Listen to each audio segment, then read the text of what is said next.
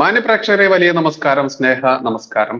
നമ്മുടെ വിശിഷ്ട അതിഥിയെ നമ്മൾക്ക് ആദ്യം സ്വാഗതം ചെയ്യാം. അഡ്വക്കേറ്റ് ജയസുരൻ സാർ, നമ്മുടെ ചാനലിലേക്ക് സ്വാഗതം. പ്രേക്ഷകരെ, നമ്മളെല്ലാവരും വലിയ പ്രാധാന്യമില്ലാതെ എന്നാൽ പ്രാധാന്യമുള്ളതാണ്, നമ്മുടെ രാജ്യത്തെ സംബന്ധിച്ച് നമുക്ക് ഒരിക്കലും ഒഴിച്ചുകൂടാൻ പറ്റാത്ത വലിയ പ്രാധാന്യമുള്ള ഒന്നായിരുന്നു ഈ 23-ാം തീയതി കഴിഞ്ഞ ഭാരതത്തിന്റെ ഈ സാമ്പത്തിക വർഷത്തെ ബജറ്റ് എന്നുള്ളത് നമ്മൾക്ക് എല്ലാവർക്കും അറിയാം. പക്ഷെ കേരളത്തിൽ അർജുൻ എന്ന് പറയുന്ന നമ്മുടെ ഒരു സഹോദരൻ കർണാടകയിൽ സംഭവിച്ച ആ ഒരു ദുരന്തത്തിന്റെ ആ ഒരു ഒളിവിൽ, അതല്ലെങ്കിൽ ആ ഒരു മറവിൽ സത്യത്തിൽ ബജറ്റ് വേണ്ടത്ര ശ്രദ്ധ ആകർഷിച്ചില്ല, അതല്ലെങ്കിൽ ചർച്ച ചെയ്യപ്പെട്ടില്ല എന്നുള്ളത് എല്ലാവർക്കും അറിയാം. അതുകൊണ്ട് തന്നെ അർജുന്റെ അദ്ദേഹത്തിന്റെ ആ ഒരു രക്ഷാപ്രവർത്തനം നടക്കുന്ന ഈ വേളയിൽ തന്നെ ആ ഒരു വിഷയം നമ്മൾ ഇനിയും ചർച്ച ചെയ്യാതെ വിട്ടുകഴിഞ്ഞാൽ അതിന്റെ ഗൗരവം നഷ്ടപ്പെടും എന്നുള്ളത് കൊണ്ടാണ് ബജറ്റ് എന്താണ്, ഭാരതത്തിന്റെ ഈ സാമ്പത്തിക വർഷത്തെ ബജറ്റ്, അതിൽ കേരളത്തിന് ഇപ്പോൾ ഒരുപാട് കരച്ചിലുകൾ തുടങ്ങിയിട്ടുണ്ട്. കാരണം പതിറ്റാണ്ടുകൾ തൃശ്ശൂർ ഭരിച്ചിട്ടുള്ള ഇടത് വലതന്മാർക്ക് ഒന്നും ചെയ്യാൻ പറ്റാത്തത് വെറും ഒരു മാസം കൊണ്ട് സുരേഷ് ഗോപി സാർ ഇവിടെ എല്ലാം ചെയ്യണമെന്നും പറഞ്ഞുകൊണ്ട് ഇതാ സുരേഷ് ഗോപി എന്ന് പറയുന്ന ആ ഒരു മനുഷ്യനെ അപഹസിക്കുന്നത്, പരിഹസിക്കുന്നത് സൈബർ കമ്മികളിൽ നിന്നും സൈബർ കൊങ്ങികളിൽ നിന്നും ഒരുപാട് നേരിട്ടുകൊണ്ടിരിക്കുന്ന ഈ ഒരു അവസരത്തിൽ എല്ലാ ഭാഗവും ടച്ച് ചെയ്തുകൊണ്ട് തന്നെയാണ് ഇന്ന് ഈ ഒരു സെഷൻ വെച്ചിരിക്കുന്നത്. സർ, എങ്ങനെയാണ് സർ നമ്മുടെ ആ ഒരു ബജറ്റിന്റെ ആ ഒരു ആദ്യ നിരീക്ഷണം അങ്ങയുടെ? കേന്ദ്ര ബജറ്റിന്റെ ഭാഗമായി സംസ്ഥാന ഗവൺമെന്റിന് ചരിത്രത്തിലില്ലാത്ത വിധമുള്ള ആനുകൂല്യമാണ് ഇത്തവണ ലഭിച്ചിരിക്കുന്നത്. കഴിഞ്ഞ തവണയൊക്കെ ഇത് ലഭിച്ചുവെങ്കിൽ പോലും ഇത്തവണ സാമ്പത്തിക പരാധീനതകളുടെ നടുവിൽപ്പെട്ട് നട്ടം തിരിയുന്ന കേരളത്തിന് രക്ഷപ്പെടാനുള്ള എല്ലാ രക്ഷാമാർഗവും തുറന്നിട്ട് കൊടുത്തിരിക്കുന്ന ബജറ്റാണ് ഇപ്പോൾ അവതരിപ്പിക്കപ്പെട്ടിരിക്കുന്നത്. എന്നാൽ ബജറ്റ് അവതരണം നമുക്കറിയാവുന്നതുപോലെ ഒരു ആമുഖ പ്രസംഗം മാത്രമാണ്. ഒരു ബജറ്റിന്റെ ഫുൾ ടെസ്റ്റ് അല്ലെങ്കിൽ അതിന്റെ മുഴുവൻ ഡോക്യുമെന്റ് വായിച്ചു തീർക്കണമെങ്കിൽ ഒരു പകൽ പോരാ. കാരണം അത്ര വിപുലമായിട്ടുള്ള ഒരു വലിയ ഡാറ്റാബേസ് ആണ് ഈ പറയുന്ന ബജറ്റ്. ആ ബജറ്റ് ആമുഖ പ്രസംഗം എന്ന് പറയുമ്പോൾ 1 മണിക്കൂർ 1.5 മണിക്കൂർ കൊണ്ട് ധനകാര്യമന്ത്രി പാർലമെന്റിൽ വായിച്ച് അവതരിപ്പിക്കും. വളരെ പ്രസക്തമെന്ന് തോന്നുന്ന ചില കാര്യങ്ങൾ അപ്പോൾ അവതരിപ്പിക്കും, ചില കണക്കുകളൊക്കെ പറയും. എന്നാൽ ഓരോ സംസ്ഥാനത്തിനും ലഭിക്കുന്നതും ലഭിക്കേണ്ടതുമായ തുകകളും പദ്ധതികളും എല്ലാ കാര്യങ്ങളും വിശദമായി ബജറ്റിൽ രേഖപ്പെടുത്തിയിട്ടുണ്ടാവും. അത്തരം കാര്യങ്ങൾ മനസ്സിലാക്കിയെടുക്കണമെങ്കിൽ സമയമെടുക്കും. സത്യം പറഞ്ഞാൽ നമ്മുടെ ഈ ചാനൽ ചർച്ചകൾ, ബജറ്റിനോടനുബന്ധിച്ചുള്ള ചാനൽ ചർച്ചകൾ ബജറ്റ് അവതരണ സമയത്ത് തന്നെ തുടങ്ങി ബജറ്റ് അവതരണം തീരുന്ന ഒരു മട്ടാണ് കാണുന്നത്. എന്ന് പറഞ്ഞാൽ ബജറ്റിനെ കുറിച്ച് ഒന്നും അറിയുന്നതിന് മുൻപ് ബജറ്റ് ചർച്ച അവസാനിക്കുകയാണ്. അതിന്റെ പിന്നിൽ ഒരു അജണ്ടയുണ്ട്. ഇപ്പോൾ കേന്ദ്രം ഭരിക്കുന്നത് BJP ആണ്.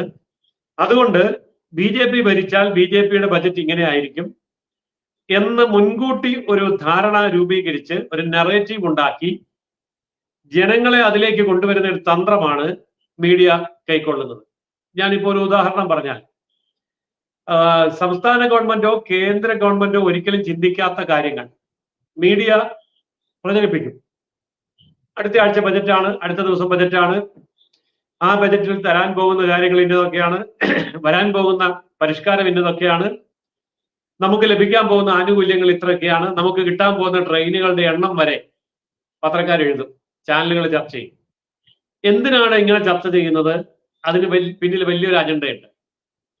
അതായത് കേന്ദ്ര ഗവൺമെന്റിനെ അപകീർത്തിപ്പെടുത്തണമെങ്കിൽ കേന്ദ്ര ഗവൺമെന്റ് ഇന്ന കാര്യങ്ങൾ തരാം എന്ന മട്ടിൽ ഒരു പ്രചരണം നടത്തിയിട്ട് അതൊന്നും കിട്ടാതെ വരുമ്പോൾ കേന്ദ്ര ഗവൺമെന്റ് തരേണ്ടിയിരുന്ന, കിട്ടുമായിരുന്ന ഇന്ന കാര്യങ്ങൾ തന്നില്ല എന്നുള്ള ഒരു വലിയ വാർത്ത സൃഷ്ടിക്കുകയാണ്.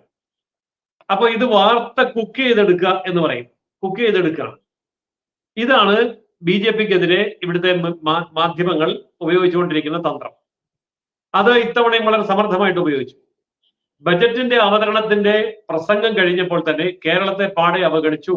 കേരളത്തിനൊന്നും കിട്ടിയില്ല, ഒന്നും തന്നില്ല, കേരളം പ്രതീക്ഷിച്ചതൊന്നും ലഭിച്ചില്ല, എയിംസ് കിട്ടിയില്ല, കോച്ച് ഫാക്ടറി കിട്ടിയില്ല എന്നൊക്കെ തുടങ്ങി അങ്ങനെ കാര്യങ്ങളൊക്കെ പോവാണ്. എന്നാൽ ഇവിടെ എയിംസ് ചോദിച്ചോ എന്നൊരു ചോദ്യം ചോദിക്കുന്നില്ല. ഏത് പദ്ധതിയാണ് ആവശ്യപ്പെട്ടത് അത് ചോദിക്കുന്നില്ല. എന്നിട്ട് അത് തന്നില്ല എന്ന് പറയുകയാണ്. ഇവിടെ നമ്മൾ മനസ്സിലാക്കേണ്ട ഒരു കാര്യം, ഒരു കേന്ദ്ര ബജറ്റ് രൂപീകരിക്കുമ്പോൾ അത് കേന്ദ്രം മാത്രമായിട്ടല്ല അത് ചെയ്യുന്നത്. എല്ലാ സംസ്ഥാന ഗവൺമെന്റുകൾക്കും എല്ലാ കേന്ദ്രഭരണ പ്രദേശങ്ങൾക്കും കേന്ദ്ര ബജറ്റ് രൂപീകരിക്കുന്നതിൽ നിർണായക പങ്ക് അനുവദിച്ചിട്ടുണ്ട്. അതിനുവേണ്ടി 5 മാസം സമയം കൊടുക്കും. സെപ്റ്റംബർ മാസം മുതൽ ജനുവരി വരെ, അതായത് സെപ്റ്റംബർ, ഒക്ടോബർ, നവംബർ, ഡിസംബർ, ജനുവരി, 5 മാസം എല്ലാ സംസ്ഥാനങ്ങളോടും പറയും ബജറ്റിൽ ഉൾപ്പെടുത്തേണ്ടതായ നിർദ്ദേശങ്ങൾ നിങ്ങൾക്ക് എഴുതി സമർപ്പിക്കാം. ഇത് എഴുതി സമർപ്പിക്കുമ്പോൾ അത് ആദ്യമായിട്ട് ചർച്ച ചെയ്യപ്പെടുന്നത് ഉദ്യോഗസ്ഥ തലത്തിലായിരിക്കും. അതിനുശേഷം ചർച്ച ചെയ്യപ്പെടുന്നത് IAS-മാരുടെയും IRS-കാരുടെയും ഒക്കെ തലത്തിലായിരിക്കും. അതിനുശേഷം വേണമെങ്കിൽ ചർച്ച ചെയ്യാവുന്നത് മന്ത്രിതലത്തിലായിരിക്കും. അതായത് സംസ്ഥാനത്തും കേന്ദ്രത്തിലും ഒരേ വകുപ്പിൽ മന്ത്രിമാരുണ്ട്. കേന്ദ്രത്തിൽ ധനകാര്യമന്ത്രിയുണ്ട്, സംസ്ഥാനത്തുണ്ട്. കേന്ദ്രത്തിൽ വനം വകുപ്പ് മന്ത്രിയുണ്ട്, സംസ്ഥാനത്തുണ്ട്. ആരോഗ്യമന്ത്രി കേന്ദ്രത്തിലുമുണ്ട്, കേരളത്തിലുമുണ്ട്. അപ്പോൾ ഈ മന്ത്രി തലത്തിൽ വരെ ഈ ചർച്ച നടത്താൻ വേണ്ടിയാണ് ആദ്യം ഉദ്യോഗസ്ഥ തലത്തിലും പിന്നീട് സിവിൽ സർവീസിന്റെ IAS-കാരുടെ സെക്രട്ടറിമാരുടെ തലത്തിലും പിന്നീട് മന്ത്രിമാരുടെ തലത്തിലും ഈ ചർച്ചകൾ പൂർത്തിയാക്കി നിർദ്ദേശങ്ങൾ കൃത്യമായി സമർപ്പിക്കുക, കേന്ദ്ര ഗവൺമെന്റിന് മുമ്പാകെ സമർപ്പിക്കുക. ഇത് ബജറ്റിന്റെ പ്രീ ബജറ്റ് ഡിസ്കഷൻ എന്നാണ് ഇതിനെ വിളിക്കുക, പ്രീ ബജറ്റ് ഡിസ്കഷൻ. അപ്പൊ ഈ പ്രീ ബജറ്റ് ഡിസ്കഷനിൽ പങ്കെടുക്കാൻ എല്ലാ സംസ്ഥാനങ്ങൾക്കും അവസരമുണ്ട്, കേരളത്തിന് പങ്കെടുക്കാം. പക്ഷേ ആ സമയത്ത് അവതരിപ്പിക്കുന്ന കാര്യങ്ങൾക്ക് രേഖകളുടെ പിൻബലം ഉണ്ടായിരിക്കണം, കണക്കുകളുടെ പിൻബലം ഉണ്ടായിരിക്കണം, യാഥാർത്ഥ്യബോധം ഉണ്ടായിരിക്കണം, ക്രെഡിബിലിറ്റി, അക്കൗണ്ടബിലിറ്റി ഇതൊക്കെ ഉണ്ടായിരിക്കണം. അപ്പോൾ അങ്ങനെ ഈ വിഷയം അവതരിപ്പിക്കുന്നതിന് ഒരു സിസ്റ്റം ഉണ്ട്. പക്ഷെ ഈ സിസ്റ്റം ഒരിക്കലും പാലിക്കാത്ത ഒരു സംസ്ഥാനമാണ് കേരളം. ഞാൻ ഈ വിഷയം വെറുതെ പറയുന്നതല്ല. ഇങ്ങനെ എന്തെങ്കിലും ഒരു കാര്യം കേന്ദ്ര ഗവൺമെന്റിന് മുമ്പാകെ വന്നിട്ടുണ്ടോ എന്ന് കേന്ദ്രത്തിൽ നിന്നുള്ള ഇപ്പോഴത്തെ മന്ത്രിമാരോടും മുൻപ് കേരളത്തിൽ നിന്നുള്ള മന്ത്രിമാരോടും നേരിട്ട് സംസാരിച്ച് ബോധ്യപ്പെട്ടതിന് ശേഷമാണ് ഞാനിപ്പോൾ ഈ വിഷയം ഇവിടെ സംസാരിക്കുന്നത്. അപ്പോൾ അവർ പറഞ്ഞു അങ്ങനെ ഒരു നിർദ്ദേശം കേരള സംസ്ഥാന ഗവൺമെന്റ് കേന്ദ്രത്തിന് മുമ്പിൽ വെച്ചിട്ടുള്ളത് രണ്ട് കാര്യമാണ്. ഒന്ന്, വിഴിഞ്ഞം തുറമുഖ പദ്ധതിക്ക് 5000 കോടി രൂപ വേണം. സിൽവർ ലൈൻ റെയിൽവേ ലൈനിന് അനുമതി കിട്ടണം. അതിന് കണക്കൊന്നും പറഞ്ഞിട്ടില്ല. ഇങ്ങനെ രണ്ട് കാര്യങ്ങളാണ് ഈ സംസ്ഥാന ഗവൺമെന്റ് കേന്ദ്ര ഗവൺമെന്റിന് മുമ്പാകെ 5 മാസക്കാലത്തിനിടയ്ക്ക് എഴുതി സമർപ്പിച്ച വിഷയം. എന്നാൽ അതിന്റെ പോലും ഫോളോ അപ്പോ മറ്റു കാര്യങ്ങളോ ചെയ്തിട്ടില്ല. എന്നാൽ മറ്റ് സംസ്ഥാനങ്ങൾ ഇത്തരം കാര്യങ്ങൾ കൃത്യമായി അക്കമിട്ട് നിരത്തുകയും അതിനാവശ്യമായ സാഹചര്യം എന്താണ് എന്ന് വിശദീകരിക്കുകയും അതിന് എത്ര തുക വേണം, എത്ര പണം വേണം എന്നുള്ളതിനെ കുറിച്ച് വ്യക്തമായ കണക്ക് ഹാജരാക്കുകയും ചെയ്തതിന്റെ അടിസ്ഥാനത്തിലാണ് ബീഹാറിനെ പോലെയും ആന്ധ്രാപ്രദേശിനെയും പോലെയുമുള്ള സംസ്ഥാനങ്ങൾക്ക് എടുത്തു പറയത്തക്ക പ്രയോജനം കിട്ടിയത്. പക്ഷെ സംഭവിച്ചത് അത് രാഷ്ട്രീയ പ്രേരിതമാണ്, BJPക്ക് പിന്തുണ കൊടുക്കുന്നത് കൊണ്ടാണ് എന്നൊക്കെയുള്ള ആരോപണങ്ങളാണ് ഉയർന്നത്. വേറൊരു ആരോപണം വന്നത് കേരളത്തിന്റെ പേര് പോലും പരാമർശിച്ചില്ല എന്നുള്ളതാണ്. ഞാൻ ചോദിക്കട്ടെ, ഗുജറാത്തിന്റെ പേര് പറഞ്ഞില്ല, മധ്യപ്രദേശിന്റെ പേര് പറഞ്ഞില്ല, ഉത്തർപ്രദേശിന്റെ പേര് പറഞ്ഞില്ല, രാജസ്ഥാന്റെ പേര് പറഞ്ഞില്ല. അപ്പോ അവിടെ ഒന്നും BJP അല്ലേ? അവിടെയൊക്കെ BJP ആണ്. പക്ഷെ എന്നിട്ട് പോലും BJP സംസ്ഥാനങ്ങളുടെ പേര് പറഞ്ഞില്ല. എന്നാൽ ആർക്കെങ്കിലും എന്തെങ്കിലും കിട്ടാതിരുന്നോ? എല്ലാവർക്കും കിട്ടേണ്ടതൊക്കെ കിട്ടി, കിട്ടേണ്ടതിനേക്കാൾ കൂടുതലും കിട്ടി. അപ്പോൾ ഇങ്ങനെ ഒരു പ്രീ ബജറ്റ് ഡിസ്കഷൻ ഇല്ല, ഒരു നീഡ് അനാലിസിസ് ഇല്ല, അതുപോലെ ഒരു പ്രോജക്ട് റിപ്പോർട്ട് സബ്മിറ്റ് ചെയ്തുകൊണ്ട് പണം ചോദിക്കുന്ന പതിവ് ഇല്ല. എന്തുകൊണ്ടില്ല? ഇതിനു മുമ്പ് കേരളത്തിലേക്ക് വന്ന പണം ഇതേ രീതിയിൽ ചെലവാക്കുകയോ ചെലവാക്കാതിരിക്കുകയോ ചെയ്തതിന്റെ കണക്ക് കേന്ദ്രത്തിന് കൊടുത്തിട്ടില്ല. അതിനാണ് യൂട്ടിലൈസേഷൻ സർട്ടിഫിക്കറ്റ് എന്ന് പറയാം. ഞാൻ ഒരൊറ്റ ഉദാഹരണം പറയാം. കഴിഞ്ഞ വെള്ളപ്പൊക്ക ദുരിതാശ്വാസത്തിന് വേണ്ടി കേന്ദ്രം കൊടുത്തതിൽ 1000 കോടി രൂപ കേരള സംസ്ഥാനം ഇന്ന് വരെ ചെലവഴിച്ചിട്ടില്ല. അപ്പൊ കേന്ദ്രം ചോദിച്ചു, ഇതിന്റെ യൂട്ടിലൈസേഷൻ സർട്ടിഫിക്കറ്റ് തരാമോ? നിങ്ങൾ ഉപയോഗിച്ചെങ്കിൽ ഇത്ര, ഉപയോഗിച്ചില്ലെങ്കിൽ ഇത്ര, ഉപയോഗിക്കാത്ത പണം എവിടെ, കണക്ക് തരാമോ എന്ന് ചോദിക്കുമ്പോൾ കണക്കില്ല, യൂട്ടിലൈസേഷൻ സർട്ടിഫിക്കറ്റ് ഇല്ല. അപ്പോൾ AKG സെന്ററിൽ ഇരുന്നു കൊണ്ട് അതിന്റെ ഓഡിറ്റിംഗ് നടത്തി എല്ലാം ഇവിടെ ശരിയാണ് എന്ന് പറയുന്ന രീതിയാണ് ഇടതുപക്ഷ ഗവൺമെന്റിനുള്ളത്. പക്ഷെ AKG സെന്ററിലെ ഓഡിറ്റിംഗും കൊണ്ട് ഡൽഹി ചെന്നാൽ ഒരു നയ പൈസ കിട്ടില്ല. കംട്രോളർ ആൻഡ് ഓഡിറ്റർ ജനറൽ എന്ന് പറയുന്ന ഭാരതത്തിന്റെ അംഗീകൃതമായ കണക്കെഴുത്തുകാരന്റെ ഓഡിറ്റിംഗ് ഇവിടെ ഉണ്ട്. അത് ഇടതുപക്ഷ മുന്നണി അംഗീകരിക്കില്ല. അപ്പോൾ കൺട്രോളർ ആൻഡ് ഓഡിറ്റർ ജനറലിന്റെ ആ ഒരു ഓഡിറ്റിങ്ങിനെ അംഗീകരിക്കാതെയും അവരുടെ മാർഗനിർദ്ദേശങ്ങൾ പാലിക്കാതെയും കേന്ദ്രത്തെ സമീപിച്ചാൽ കേന്ദ്രത്തിൽ നിന്ന് ഒരു പൈസ കിട്ടില്ല. ഇത് ഏത് കൊച്ചുകുട്ടിക്ക് അറിയാവുന്ന കാര്യമാണ്. പക്ഷേ ഇതാണ് ഇവിടെ സംഭവിച്ചുകൊണ്ടിരിക്കുന്നത്. അപ്പോൾ ഈ യാഥാർത്ഥ്യങ്ങളുടെ പശ്ചാത്തലത്തിൽ കേരളത്തിന് എന്ത് കിട്ടി എന്നുള്ളതും അതുപോലെ കേരളത്തിന് എന്തൊക്കെ കിട്ടാം എന്നുള്ളതും നമുക്കൊന്ന് ചർച്ച ചെയ്യാം. ആദ്യമായിട്ട് കേരളത്തിന് എന്തൊക്കെ കിട്ടി എന്നുള്ള കാര്യം ഞാൻ കണക്കുകളിലൂടെ തന്നെ വ്യക്തമായിട്ട് പറയാം. ഇപ്പൊ റബ്ബർ ബോർഡ് 320 കോടി കേരളത്തിന് കിട്ടി. സ്പൈസസ് ബോർഡ് 130 കോടി രൂപ കേരളത്തിന് കിട്ടി. HLL 15 കോടി രൂപ കിട്ടി. കൊച്ചിൻ പോർട്ട് ട്രസ്റ്റ് 77.55 കോടി കിട്ടി. കൊച്ചിൻ കപ്പൽശാല 355 കോടി രൂപ കിട്ടി. Indian institute of space science and technology 129.5350 കോടി കിട്ടി. ശ്രീചിത്ര ഉൾപ്പെടെയുള്ള സ്വയംഭരണ സ്ഥാപനങ്ങൾ 1617.20 കോടി കിട്ടി. National centre for earth science 17.39 കോടി കിട്ടി. രാജീവ് ഗാന്ധി ബയോടെക്നോളജി ഉൾപ്പെടെയുള്ള ഭരണ സ്ഥാപനങ്ങൾക്ക് സ്വയംഭരണ സ്ഥാപനത്തിന് 940.66 കോടി കിട്ടി. സീഡാക്കിന് 270 കോടി കിട്ടി. റെയിൽവേ കേരളത്തിലേക്ക് മാത്രമുള്ള റെയിൽവേക്ക് 3011 കോടി കിട്ടി. ഇതിനു പുറമെ കേന്ദ്ര നികുതി വിഹിതമായി കഴിഞ്ഞ വർഷം കിട്ടിയതിനേക്കാൾ 2747.28 കോടി അധികമായിട്ടും കിട്ടി. ഇത് പ്രത്യക്ഷമായിട്ട് നമുക്ക് കാണാവുന്നു. ഇനി മറ്റൊരു കാര്യം, GST വിഹിതമായിട്ട് 7172 കോടി രൂപ കിട്ടി. ആദായ നികുതിയുടെ വിഹിതമായിട്ട് 8303 കോടി രൂപ കിട്ടി. എക്സൈസ് തീരുവയായിട്ട് 224 കോടി രൂപ കിട്ടി. കോർപ്പറേഷൻ നികുതിയായിട്ട് 7209 കോടി രൂപ കിട്ടി. കസ്റ്റംസ് തീരുവയായിട്ട് 1059.99 എന്ന് പറഞ്ഞ 1060 കോടി രൂപ കിട്ടി. ഇനി ഇതിലൊന്നും ഉൾപ്പെടാത്ത മറ്റ് ചെറുകിട നികുതിയുടെ ഭാഗമായിട്ട് 39.46 കോടി രൂപ കിട്ടി. ഇതെല്ലാം കേരളത്തിന് കേന്ദ്രം നൽകിയ സംഭാവനകളാണ്. ഇതൊക്കെ അക്കമിട്ട് പറയാൻ മാത്രം കൃത്യമായ കണക്കുകൾ ആർക്കും ലഭ്യമാണ്. ആര് നോക്കിയാൽ ഇതൊക്കെ കാണാൻ പറ്റും. എന്നാൽ ഇത് കൂടാതെ കേരളത്തിലെ കേന്ദ്ര സർവകലാശാല, ഐസർ തുടങ്ങിയ നിരവധി സ്ഥാപനങ്ങൾക്ക് വീണ്ടും ഫണ്ട് ലഭിക്കാനുണ്ട്. അതുപോലെ NHM, സമഗ്ര ശിക്ഷാ Abhiyan, university grants commission, NABARD, road വികസനം, മത്സ്യസമ്പദ യോജന, ഭാരത് മാല, സാഗർമാല, പട്ടികജാതി പട്ടികവർഗ ആദിവാസി ഡിപ്പാർട്ട്മെന്റുകൾക്ക് വിവിധ പദ്ധതികളിലൂടെ കിട്ടേണ്ട കോടാനുകോടി രൂപ ഇതും കേന്ദ്രം കേരളത്തിന് നൽകിയിട്ടുണ്ട്, നൽകാൻ തയ്യാറുമാണ്. ഇത്രയും കാര്യങ്ങൾ ബജറ്റിന്റെ ഡോക്യുമെന്റ്സിൽ വളരെ വ്യക്തമായിട്ട് നമുക്ക് കാണാൻ കഴിയും. ഇതിനു പുറമെ പഞ്ചായത്ത് കേന്ദ്രങ്ങൾക്ക് കേന്ദ്ര ആവിഷ്കൃത പദ്ധതികൾ, തൊഴിലുറപ്പ്, സൗജന്യ ഭക്ഷ്യധാന്യ വിതരണം, അമൃത് പദ്ധതി, tourism, skill development, urban development തുടങ്ങി നിരവധി പദ്ധതികൾ വഴി കേരളത്തിലെ വലിയ ഫണ്ടാണ് ഇനിയും നമുക്ക് ലഭിക്കാവുന്നത്. അപ്പോൾ കേന്ദ്ര ബജറ്റിൽ 2024 വിവിധ പദ്ധതികളിൽ ഊന്നൽ കൊടുത്തുകൊണ്ട് കാര്യങ്ങൾ ചെയ്യുമെന്ന് പറഞ്ഞിട്ടുണ്ട്.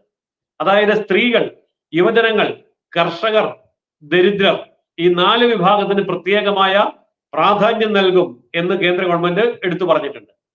എങ്ങനെയാണ് ഈ തുകയൊക്കെ കേരളത്തിലേക്ക് കിട്ടുക എന്നുള്ളതിന്റെ കണക്ക് കൂടി പറയാം. ഇപ്പൊ വിദ്യാഭ്യാസ നൈപുണ്യ വികസന മേഖലയ്ക്ക് 1.48 ലക്ഷം കോടി രൂപ മാറ്റിവെച്ചിട്ടുണ്ട്. അതിന്റെ വിഹിതം തീർച്ചയായിട്ടും കേരളത്തിന് കിട്ടും. പിന്നെ അതുപോലെ ഈ കാലാവസ്ഥാ വ്യതിയാനങ്ങളെ അതിജീവിക്കുന്ന വിളകൾ കർഷകർക്ക് ലഭ്യമാക്കും. ആദ്യമായി ജോലിക്ക് കയറുന്നവർക്ക് ആദ്യ മാസത്തെ ശമ്പളം കേന്ദ്ര സർക്കാർ കൊടുക്കും. രാജ്യത്തെ 500 പ്രധാനപ്പെട്ട കമ്പനികളിൽ 5 വർഷത്തിനകം 1 കോടി യുവാക്കൾക്ക് ഇന്റേൺഷിപ്പ് ചെയ്യാനുള്ള സൗകര്യം കൊടുക്കും. 5000 രൂപ സ്റ്റൈഫൻഡ് കൊടുക്കും. 6000 രൂപ ഒറ്റത്തവണ സഹായമായിട്ട് കൊടുക്കും. പരിശീലനത്തിനുള്ള ചെലവും 10% സ്റ്റൈഫൻഡും കമ്പനികൾ വഹിക്കണം എന്ന് നിയമമുണ്ട്. അപ്പോൾ ഇതെല്ലാം തന്നെ കേരളത്തിലെ യുവാക്കൾക്ക്, പ്രത്യേകിച്ച് അഭ്യസ്തവിദ്യരായിട്ടുള്ള യുവാക്കൾക്ക് ലഭ്യമാകുന്ന കാര്യമാണ്. കേരളത്തിന് കൊടുക്കില്ല എന്ന് ബജറ്റിൽ ഒരിടത്തും പറഞ്ഞിട്ടില്ല. ഇതിനു പുറമെ തദ്ദേശീയമായ കൂടുതൽ താപവൈദ്യുതി നിലയങ്ങൾ അനുവദിക്കും. കേരളം അപേക്ഷ കൊടുത്താൽ കേരളത്തിനും കിട്ടും. 1 കോടി വീടുകളിലൂടെ അധികമായി സോളാർ പുരപ്പുറ വൈദ്യുതി പരിപാടി കേന്ദ്രം അനുവദിച്ചിട്ടുണ്ട്. നമ്മൾ ചോദിച്ചാൽ മതി, ഏറ്റവും കുറഞ്ഞ 5 ലക്ഷം വീടുകളുടെ മുകളിലെങ്കിലും ഈ കേന്ദ്ര പദ്ധതി കൊണ്ട് നമുക്ക് സോളാർ ഘടിപ്പിക്കാൻ പറ്റും.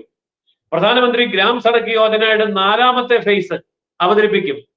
കാലാവസ്ഥ ഏത് കാലാവസ്ഥയിലും ഉപയോഗിക്കാൻ കഴിയുന്ന റോഡുകൾ നിർമ്മിക്കും. 25,000 ഗ്രാമീണ മേഖലകളായി തിരിച്ച് അവിടെയൊക്കെ ഇതുപോലുള്ള പ്രോജക്റ്റുകൾ കിട്ടും. ഇത് കേരളത്തിനും കിട്ടും. 12 വ്യവസായ പാർക്കുകൾ കൂടി വരും. കേരളം അപേക്ഷ കൊടുത്താൽ കേരളത്തിനും വ്യവസായ പാർക്ക് കിട്ടും. പിന്നെ വികസിത നഗരങ്ങൾക്ക് പ്രത്യേക പാക്കേജ് അനുവദിച്ചിട്ടുണ്ട്. നമ്മുടെ കൊച്ചിക്ക് കിട്ടും, തിരുവനന്തപുരത്തിന് കിട്ടും. ക്യാൻസർ രോഗത്തിനുള്ള മരുന്നിന്റെ വില കുറച്ച കാര്യമൊക്കെ നമുക്കറിയാമല്ലോ. ഇതിലെ ഏറ്റവും കൗതുകമുള്ള കാര്യം നമുക്കറിയാം, സ്വർണത്തിന്റെ വെള്ളിയുടെ വില കുറഞ്ഞു. ബജറ്റ് അവതരിപ്പിച്ചു. 24-48 മണിക്കൂറിനകം 4,000 രൂപയാണ് കുറഞ്ഞത്. അപ്പോൾ ഇങ്ങനെയൊക്കെയുള്ള വലിയ കാര്യങ്ങൾ നമ്മുടെ സംസ്ഥാനത്ത് നടക്കുമ്പോൾ കിസാൻ സമ്മാൻ നിധി 38 ലക്ഷം കുടുംബങ്ങൾക്ക് കിട്ടിക്കഴിഞ്ഞു. എല്ലാവർക്കും കിട്ടിയിട്ടില്ല. ഇനി കിട്ടാനുള്ളവരുടെ ലിസ്റ്റ് സംസ്ഥാന ഗവൺമെന്റ് കേന്ദ്രത്തെ ഏൽപ്പിച്ചാൽ കൂടുതൽ കാര്യങ്ങൾ, കൂടുതൽ പേർക്ക് ഇനിയും കിസാൻ സമ്മാൻ നിധി കിട്ടും.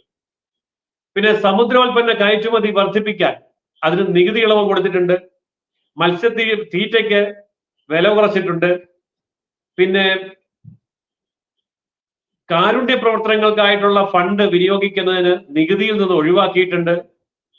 ഏറ്റവും കൂടുതൽ NGO-കൾ വിദേശത്തു നിന്ന് പണം കൊണ്ടിരുന്നത് കേരളത്തിലാണ്. അവർക്ക് ഇതിന്റെ പ്രയോജനം കിട്ടുന്നുണ്ട്. സ്റ്റാർട്ടപ്പുകൾക്ക് വേണ്ടിയുള്ള പദ്ധതികളുണ്ട്. പുതിയ സ്റ്റാർട്ടപ്പുകൾക്ക് ഏഞ്ചൽ ടാക്സ് എന്ന് പറഞ്ഞ ഒരു ടാക്സ് ഉണ്ടായിരുന്നു. ആ ടാക്സ് എടുത്ത് കളഞ്ഞിട്ടുണ്ട്. ക്രൂയിസ് ടൂറിസം വിഴിഞ്ഞത്തും കൊച്ചിയിലുമൊക്കെ വലിയ സാധ്യതകൾ ഇപ്പോൾ നമുക്കുണ്ട്. പിന്നെ നികുതി സ്ലാബിന്റെ കാര്യത്തിൽ വരുത്തിയ മാറ്റങ്ങൾ എല്ലാവരും കേട്ടതാണ്. അതുകൊണ്ട് ഞാനത് വീണ്ടും വിശദീകരിക്കുന്നില്ല. എണ്ണക്കുരുക്കളുടെ ഉൽപാദനം വർദ്ധിപ്പിക്കാനുള്ള നവീന പദ്ധതി പറഞ്ഞിട്ടുണ്ട്. അതും കേരളത്തിൽ കിട്ടും. കാർഷിക മേഖലയ്ക്ക് 1.52 ലക്ഷം കോടി രൂപ നീക്കിവെച്ചിരിക്കുന്നു. ഇതും കേരളം അപേക്ഷിച്ചാൽ തീർച്ചയായിട്ടും കിട്ടും. അപ്പോൾ സ്ത്രീകൾക്കായി പ്രത്യേക നൈപുണ്യ പരിശീലന കേന്ദ്രം, അതിനുവേണ്ടിയും സ്ത്രീകളുടെ അവസ്ഥ വികസിപ്പിക്കുന്നതിന് വേണ്ടി 3 ലക്ഷം കോടി രൂപ കേരളത്തിലും കിട്ടും. 5 വർഷം കൊണ്ട് 20 ലക്ഷം യുവാക്കൾക്ക് നൈപുണ്യ പരിശീലന പരിപാടിയുണ്ട്. അതുപോലെ 1000 വ്യവസായ പരിശീലന കേന്ദ്രങ്ങളുണ്ട്. അപേക്ഷ കൊടുത്താൽ ഒരു 100 എണ്ണമൊക്കെ കേരളത്തിന് കിട്ടും. 10 ലക്ഷം രൂപ വരെ വിദ്യാഭ്യാസ വായ്പാ സഹായം, നേരത്തെ 5 ലക്ഷം ആയിരുന്നത് 10 ലക്ഷമായിട്ട് വർദ്ധിപ്പിച്ചിട്ടുണ്ട്. വർക്കിംഗ് വിമൻസ് ഹോസ്റ്റലുകൾ രാജ്യം മുഴുവൻ സ്ഥാപിക്കാൻ വേണ്ടിയുള്ള പദ്ധതിയുണ്ട്. കേരളം ചോദിച്ചാലും കിട്ടും. 10 ലക്ഷം രൂപ മാത്രമുണ്ടായിരുന്ന മുദ്രാ ലോൺ 20 ലക്ഷമാക്കി വർദ്ധിപ്പിച്ചിട്ടുണ്ട്. അത് ചെറുപ്പക്കാർക്ക് ധാരാളമായിട്ടുള്ള ആനുകൂല്യം കിട്ടും. 3 വർഷത്തിനകം 400 ജില്ലകളിൽ ഡിജിറ്റൽ വിള സർവേ നടത്തും. കേരളത്തിൽ വളരെയേറെ പ്രാധാന്യമുള്ള ഒരു കാര്യമാണിത്. കേരളത്തിലെ കൃഷി വകുപ്പ് അതിനോട് ഒത്തു നിൽക്കുകയാണെങ്കിൽ കേരളത്തിലെ കർഷകർക്ക് വലിയ ആശ്വാസം ലഭിക്കുന്ന കാര്യമാണ് ഇത്. പിന്നെ ആദിവാസി വിഭാഗങ്ങളുടെ സാമൂഹ്യ ക്ഷേമത്തിന് കൂടുതൽ പദ്ധതികൾ. കേരളത്തിലെ 5 ലക്ഷം ആദിവാസികൾക്ക് ഇതിന്റെ പ്രയോജനം കിട്ടും. MSME ചെറുകിട സംരംഭങ്ങൾക്ക് പ്രത്യേകമായിട്ടുള്ള പരിഗണനയുണ്ട്. അതിന് ഈടില്ലാതെ വായ്പ 100 കോടി കേന്ദ്രം അനുവദിച്ചിട്ടുണ്ട്. അത് നമുക്ക് വാങ്ങിച്ചെടുക്കാവുന്നതാണ്. അപ്പോൾ ഇങ്ങനെയുള്ള നിരവധിയായ പദ്ധതികളിൽ ചെറുകിട ഇടത്തരം മേഖലയ്ക്ക് 100 കോടി രൂപയുടെ ധനസഹായം പ്രഖ്യാപിച്ചിട്ടുണ്ട്. അതും കേരളത്തിന് കിട്ടും. അപ്പോൾ നഗരങ്ങളില് 1 കോടി വീടുകൾ കൂടി പുതുതായിട്ട് നിർമ്മിക്കുന്നുണ്ട്. അതിനുവേണ്ടി 10 ലക്ഷം കോടി രൂപ നീക്കി വെച്ചിട്ടുണ്ട്. ഇതും നമുക്ക് ഉപയോഗിക്കാവുന്ന കാര്യമാണ്. അപ്പോൾ ഞാൻ ഈ പറഞ്ഞ കാര്യങ്ങളെക്കാൾ കൂടുതൽ കാര്യങ്ങളുണ്ട്. അപ്പോൾ അതിന്റെ നടപടിക്രമം ഞാൻ നേരത്തെ സൂചിപ്പിച്ചു. ഒരു ബജറ്റ് അവതരിപ്പിക്കുന്നതിന് മുമ്പ് അത് സംബന്ധിച്ചുള്ള പഠനം നടത്തി, ഉദ്യോഗസ്ഥന്മാരുടെ തലത്തിൽ ചർച്ച നടത്തി, IAS-കാരുടെ തലത്തിലുള്ള ചർച്ച നടത്തി, പിന്നീട് മന്ത്രിമാർ തമ്മിൽ ചർച്ച നടത്തി. ബജറ്റ് അവതരിപ്പിക്കുന്നതിന് 2 മാസം മുമ്പ്, ഇനി സമയമില്ലെങ്കിൽ 1 മാസം മുമ്പെങ്കിലും ഞങ്ങളുടെ ആവശ്യം ഇന്നതാണ്, അതിന്റെ പശ്ചാത്തലം ഇന്നതാണ്, അതിന്റെ കണക്കിന്നതാണ്, അതിന്റെ ചെലവിന്നതാണ് എന്നെല്ലാം വിശദമായിട്ടുള്ള ഒരു റിപ്പോർട്ട് കേന്ദ്ര ഗവൺമെന്റിന് സമർപ്പിക്കാൻ സംസ്ഥാന ഗവൺമെന്റിന് സാധിക്കുമെങ്കിൽ നമുക്കും ധാരാളം കാര്യങ്ങൾ നേടിയെടുക്കാൻ സാധിക്കും. പക്ഷെ നിർഭാഗ്യവശാൽ കേരളം കേന്ദ്രത്തിനെതിരെ കേസ് കൊടുത്ത് സുപ്രീം കോടതി നീക്കിയ കേസ് കളിച്ച് കേന്ദ്രത്തെ തോപ്പിച്ചിട്ട് കാശ് മേടിക്കാം എന്നുള്ള മട്ടില്ല. പക്ഷെ നടക്കാത്ത കാര്യമാണ്. ഇത് അവർക്കും അറിയാൻ നടക്കാത്ത കാര്യമാണ്. പക്ഷെ ജനങ്ങളുടെ കണ്ണിൽ പൊടിയിടാൻ വേണ്ടി ഇതാ ഞങ്ങൾ കേന്ദ്രവുമായി മഹായുദ്ധത്തിൽ ഏർപ്പെട്ടിരിക്കുകയാണ്, നിയമ പോരാട്ടത്തിൽ ഏർപ്പെട്ടിരിക്കുകയാണ് എന്നൊക്കെ പറയും. ഇതിന്റെ പുറകിൽ വലിയൊരു തട്ടിപ്പുണ്ട് CPM-ന്റെ. അപ്പോൾ അതിനുവേണ്ടി മുകളിൽ കൊണ്ടുപോയി ഈ വലിയ വക്കീലന്മാരെ വെച്ച് വാദിക്കും. എന്നിട്ട് അവരുമായിട്ടുള്ള അഡ്ജസ്റ്റ്മെന്റിൽ ഇവർ കുറെ പൈസ അടിക്കും. ഒരു ഉദാഹരണം പറയാം. പണ്ട് നിയമസഭയിലെ സ്പീക്കറുടെ കസേര മറിച്ചിടുകയും കമ്പ്യൂട്ടർ തല്ലി പൊട്ടിക്കുകയും ചെയ്തു. അതിന്റെ കേസുണ്ട്. ആ നിയമസഭയിലുണ്ടായ നഷ്ടം എന്താണെന്ന് പരിശോധിച്ച കമ്മിറ്റി 5 ലക്ഷം രൂപയുടെ നഷ്ടമുണ്ട് എന്ന് പറഞ്ഞു. കോടതിയിൽ കേസ് വന്നു. കോടതി പറഞ്ഞു 5 ലക്ഷം രൂപ അതിന് ഉത്തരവാദികളായിട്ടുള്ള ആൾക്കാര് പിഴയടച്ച ഈ ശിക്ഷ അവസാനിപ്പിക്കാം. ഇവര് പിഴയടച്ചില്ല. 5 ലക്ഷം രൂപ പിഴയടയ്ക്കുന്നതിന് പകരം 17 ലക്ഷം രൂപ മുടക്കി സുപ്രീം കോടതിയിൽ സ്റ്റേ മേടിക്കാൻ പോയി. അപ്പോ ആരുടെ കാശ? 5 ലക്ഷം പോയത് മലയാളിയുടെ പണം, 17 ലക്ഷം രൂപ വക്കീലിന് കൊടുത്തതും ഇതേ മലയാളിയുടെ പണം. എന്നിട്ട് 5 ലക്ഷം രൂപയുടെ കസേരയും കമ്പ്യൂട്ടറും തല്ലി പൊട്ടിച്ച് 17 ലക്ഷം രൂപയ്ക്ക് അതിന് കേസും കൂടെ കളിക്കുമ്പോൾ ഈ 17 ലക്ഷം പ്ലസ് 5 ലക്ഷം എന്ന് പറയുമ്പോൾ 22 ലക്ഷം രൂപ മലയാളിക്ക് പോയി. എന്നിട്ട് വീണ്ടും ഈ മലയാളി ഇവന്മാരെ തന്നെ ജയിപ്പിക്കുക എന്ന് പറഞ്ഞാൽ ഈ മലയാളി എന്താ വിളിക്കേണ്ടതെന്ന് എനിക്കറിയില്ല. അപ്പൊ ഇതാണ് ഇവിടുത്തെ അവസ്ഥ. ഇനി ബജറ്റ് വന്നു. ഈ പറഞ്ഞ എല്ലാ ആക്ഷേപങ്ങളും ഇവർ പറഞ്ഞാലും കേരളത്തിന് പണം വേണമെന്ന് നമുക്കറിയാം. ഇവിടുത്തെ ജനങ്ങൾക്ക് അവരുടെ ആനുകൂല്യങ്ങൾ കിട്ടണമെന്നുള്ളത് ഭരണകൂടത്തിന് അത് മേടിച്ചു കൊടുക്കുക എന്നുള്ളത് അവരുടെ ചുമതലയുമാണ്. പക്ഷേ എന്താ ഇവിടെ സംഭവിച്ചുകൊണ്ടിരിക്കുന്നത്? ഒരു ബജറ്റ് വന്നു കഴിഞ്ഞിട്ട് ബജറ്റിന്റെ പ്രഖ്യാപനങ്ങളെ സംസ്ഥാനത്തേക്ക് കൊണ്ടുവരുന്നതിൽ ഏതൊക്കെ പദ്ധതിക്കാണ് അപേക്ഷ കൊടുക്കേണ്ടത്, എങ്ങനെയാണ് കേന്ദ്ര ഗവൺമെന്റിനെ സമീപിച്ച് ഇതിന്റെ കണക്കുകൾ ബോധ്യപ്പെടുത്തേണ്ടത്, ഏതൊക്കെ മേഖലയിലേക്കുള്ള പണമാണ് നമ്മൾ സ്വീകരിക്കേണ്ടത്, ഇതിനെക്കുറിച്ചുള്ള ഒരു ചർച്ച നടത്തി ശാസ്ത്രീയമായി അതിന് പ്രോജക്ട് റിപ്പോർട്ട് ഉണ്ടാക്കി കേന്ദ്രം അനുവദിച്ചിരിക്കുന്ന പദ്ധതികൾക്ക് മുമ്പാകെ പ്രോജക്ട് റിപ്പോർട്ടുകൾ സമർപ്പിച്ചുകൊണ്ട് നമ്മുടെ ഉദ്യോഗസ്ഥന്മാരെ പറഞ്ഞുവിട്ട് ആ കാര്യങ്ങൾ ചർച്ച ചെയ്ത് പണം വാങ്ങിച്ചെടുക്കണം. ഇവിടെ IAS വാസുകിക്കൊക്കെ കൊടുത്തിരിക്കുന്ന പണി വിദേശകാര്യ മന്ത്രാലയം ഉണ്ടാക്കാനല്ലേ. അപ്പോ ഇങ്ങനെയുള്ള ധാരാളം IAS കേന്ദ്ര ഗവൺമെന്റുമായിട്ട് ചർച്ച ചെയ്യാനും എന്നിട്ട് കേന്ദ്രത്തിൽ നിന്ന് കിട്ടേണ്ട ആനുകൂല്യങ്ങൾ വാങ്ങിച്ച് മലയാളിക്ക് കൊടുക്കാനും എന്തുകൊണ്ടാണ് ഇടതുപക്ഷം മുതിരാത്തത്? എന്തുകൊണ്ടാണ് ഈ വിഷയം ഇവിടുത്തെ കോൺഗ്രസ്സുകാർ ചർച്ചയാക്കാത്തത്? അവർ രണ്ടുപേരും കൂടി സംയുക്തമായി കേന്ദ്രം ഒന്നും തന്നില്ല എന്നുള്ള ഒരു നീണ്ട കരച്ചിലാണ് ഇവിടെ നടത്തുന്നത്. ഇത് മുതല കണ്ണീരൊഴുക്കലാണ്. കാരണം കേരളം എത്രമാത്രം ചോദിച്ചാലും തരാൻ തയ്യാറായിട്ട് കേന്ദ്രം നിൽക്കുമ്പോൾ, ഇത്രയൊക്കെ ചോദിക്കാതെ തന്നെ തന്നപ്പോൾ, ആനുകൂല്യങ്ങൾ കൂടുതലായി വാങ്ങിച്ചെടുക്കാനുള്ള പ്രോജക്ട് റിപ്പോർട്ട് വെച്ചുകൊണ്ട് അപേക്ഷ സമർപ്പിക്കാൻ ഭരണപക്ഷവും അത് കൊടുത്തില്ല എന്നുണ്ടെങ്കിൽ അത് കൊടുപ്പിക്കാൻ പ്രതിപക്ഷം എന്ന് പറയുന്ന കോൺഗ്രസും ഒരുങ്ങിയിരിക്കേണ്ടതിന് പകരം അവരൊന്നിച്ചു ചേർന്നുകൊണ്ട് BJPക്കെതിരെ സമരം പ്രഖ്യാപിക്കുന്ന കാഴ്ചയാണ് കാണുന്നത്. സത്യത്തിൽ കേരളത്തിലെ മലയാളികൾക്കാണ് ഇതിന്റെ വലിയ നഷ്ടം സംഭവിക്കാൻ പോകുന്നത്. വിവിധങ്ങളായ മേഖലകളിൽ മറ്റ് സംസ്ഥാനങ്ങൾ മുന്നേറുമ്പോൾ നമുക്ക് ഒരു സംസ്ഥാനത്തിന്റെയും ഒപ്പം ഇടപിടിക്കാൻ കഴിയുന്ന ഒരു കർമ്മ പദ്ധതി ഇല്ല. അപ്പോൾ ഞാനിവിടെ പറഞ്ഞ ഈ വസ്തുതകളുടെ അടിസ്ഥാനത്തിൽ കേന്ദ്രം നമുക്ക് തരുന്നുണ്ട് കാര്യങ്ങൾ, അത് വാങ്ങിച്ചെടുത്ത് ഉപയോഗിക്കുക എന്നുള്ളത് കേരള ഗവൺമെന്റ് ചെയ്തേ പറ്റൂ. ചെയ്യുന്നില്ല എങ്കിൽ അവരെ കൊണ്ടത് ചെയ്യിപ്പിക്കാൻ ഇവിടുത്തെ കോൺഗ്രസ് എന്ന് പറയുന്ന പ്രതിപക്ഷമാണെന്ന് അവകാശപ്പെടുന്നവർ, സത്യത്തിൽ അങ്ങനെയുള്ള പറയുന്നത്, പക്ഷെ യഥാർത്ഥത്തിൽ അവർ മുന്നണി സംവിധാനമാണല്ലോ.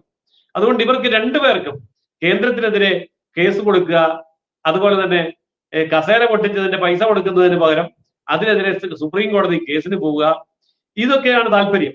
അപ്പോൾ ജനങ്ങളെ കൊള്ളയടിക്കുന്നതിൽ പരസ്പരം മത്സരിക്കുന്ന ഭരണ പ്രതിപക്ഷ മുന്നണികൾക്ക് നടുവിൽ കേരളത്തെ സഹായിക്കാൻ കഴിയുന്ന കോടാനുകോടി രൂപയുടെ പ്രോജക്റ്റുകളുമായി കേന്ദ്ര സർക്കാർ, BJPയുടെ സർക്കാർ കടന്നു വരുമ്പോൾ അതിനെ തടഞ്ഞു നിർത്തുക എന്നുള്ള കാര്യമാണ് ഇടത് വലത് മുന്നണികൾ കേരളത്തിൽ ചെയ്യുന്നത്. ഇത് കേരളത്തിലെ ജനങ്ങളെ വഞ്ചിക്കുകയാണ്. ജനങ്ങൾക്ക് അവകാശപ്പെട്ട പണം, അവർ പണിയെടുത്തുണ്ടാക്കിയ പണത്തിന്റെ നികുതി പണമാണ് കേന്ദ്ര ഗവൺമെന്റ് തിരിച്ചു തരുന്നത്. എന്നാൽ ആ തിരിച്ചു തരുന്ന പണം സ്വീകരിച്ച് ജനങ്ങളിലേക്ക് എത്തിക്കാൻ ഇവർക്ക് യാതൊരു താല്പര്യവുമില്ല.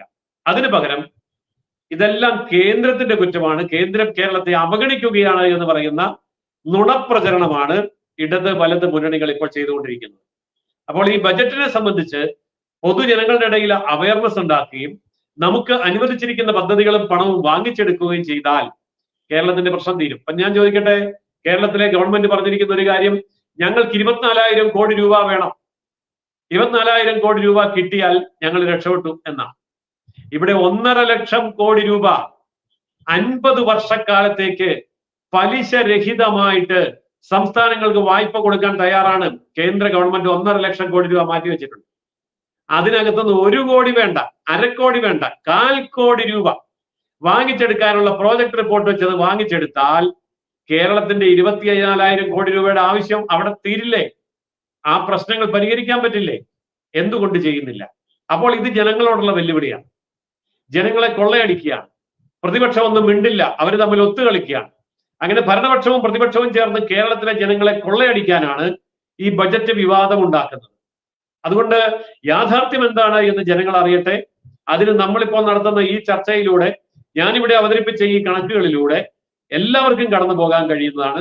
ഞാൻ പറഞ്ഞതിൽ എന്തെങ്കിലും സംശയമോ പോരായ്മയോ ഉണ്ടെന്ന് നിങ്ങൾക്ക് തോന്നിയാൽ ബജറ്റ് രേഖകൾ പബ്ലിക്കാണ്, ആർക്കും ഇന്റർനെറ്റിൽ കയറി ഡൗൺലോഡ് ചെയ്യാം, വായിച്ചു നോക്കാം. എന്നിട്ട് ഞാൻ ഈ പറഞ്ഞ കണക്കുകൾ തെറ്റാണെങ്കിൽ നിങ്ങൾക്ക് തെറ്റാണ് എന്ന് പറയാം. പക്ഷേ ഇത്തരം കാര്യങ്ങൾ സംസ്ഥാനത്തിന്റെ ജനങ്ങളുടെ മുമ്പാകെ ചർച്ചയ്ക്ക് വെക്കേണ്ട ഇവിടുത്തെ പൊതു രംഗത്തുള്ള മാധ്യമങ്ങൾ, TV ചാനലുകളാണെങ്കിലും പത്രമാധ്യമങ്ങളാണെങ്കിലും ആര് തന്നെയാണെങ്കിലും അതിനെയൊക്കെ മറച്ചു വെക്കുന്ന ഈ സാഹചര്യത്തിലാണ് ശ്രീ VK ബൈജു ഇന്ന് ഈ വിഷയം അവതരിപ്പിക്കാൻ എനിക്ക് അവസരം തന്നത്. കാരണം ഇന്ന് ഈ പ്രോഗ്രാം കണ്ടുകൊണ്ടിരിക്കുന്ന പ്രേക്ഷകർക്ക് ഞാൻ ഈ പറഞ്ഞ കണക്കുകൾ സുവ്യക്തമായിട്ട് മനസ്സിലാകും. സംശയമുണ്ടെങ്കിൽ നിങ്ങൾക്ക് ഗൂഗിൾ ചെയ്തിട്ട് കേന്ദ്ര ഗവൺമെന്റിന്റെ സൈറ്റിൽ പോയിട്ട് കാര്യങ്ങൾ നേരിട്ട് ബോധ്യപ്പെടുകയും ചെയ്യാം. എന്നാലും കേരളത്തിലെ ജനങ്ങൾ ഈ സത്യം അംഗീകരിക്കുന്നതിന് പകരം കേന്ദ്രമൊന്നും തന്നില്ല എന്നുള്ള ഇവരുടെ പല്ലവി ഏറ്റുപാടരുത് എന്ന് മാത്രമാണ് ആമുഖമായിട്ട് എനിക്ക് സൂചിപ്പിക്കാറുള്ളത്. സർ, ഇതിലെ ഒരു ജിഹാദി ബെൽറ്റ് അല്ലെങ്കിൽ ഇപ്പൊ നമ്മൾ കമ്മി കൊങ്ങി എന്നൊക്കെ വിഭാഗീയത തിരിച്ച് പറയേണ്ട ഒരു അവസ്ഥ വരികയാണ്. കാരണം അവരുടെ ആ വാക്കിന്റെ അർത്ഥം കൃത്യമായിട്ട് അവർക്ക് യോജിച്ചായതുകൊണ്ട് തന്നെ അത്തരത്തിൽ നടക്കുന്ന വലിയൊരു പ്രചരണമാണ് ബീഹാർ ആൻഡ് ആന്ധ്ര.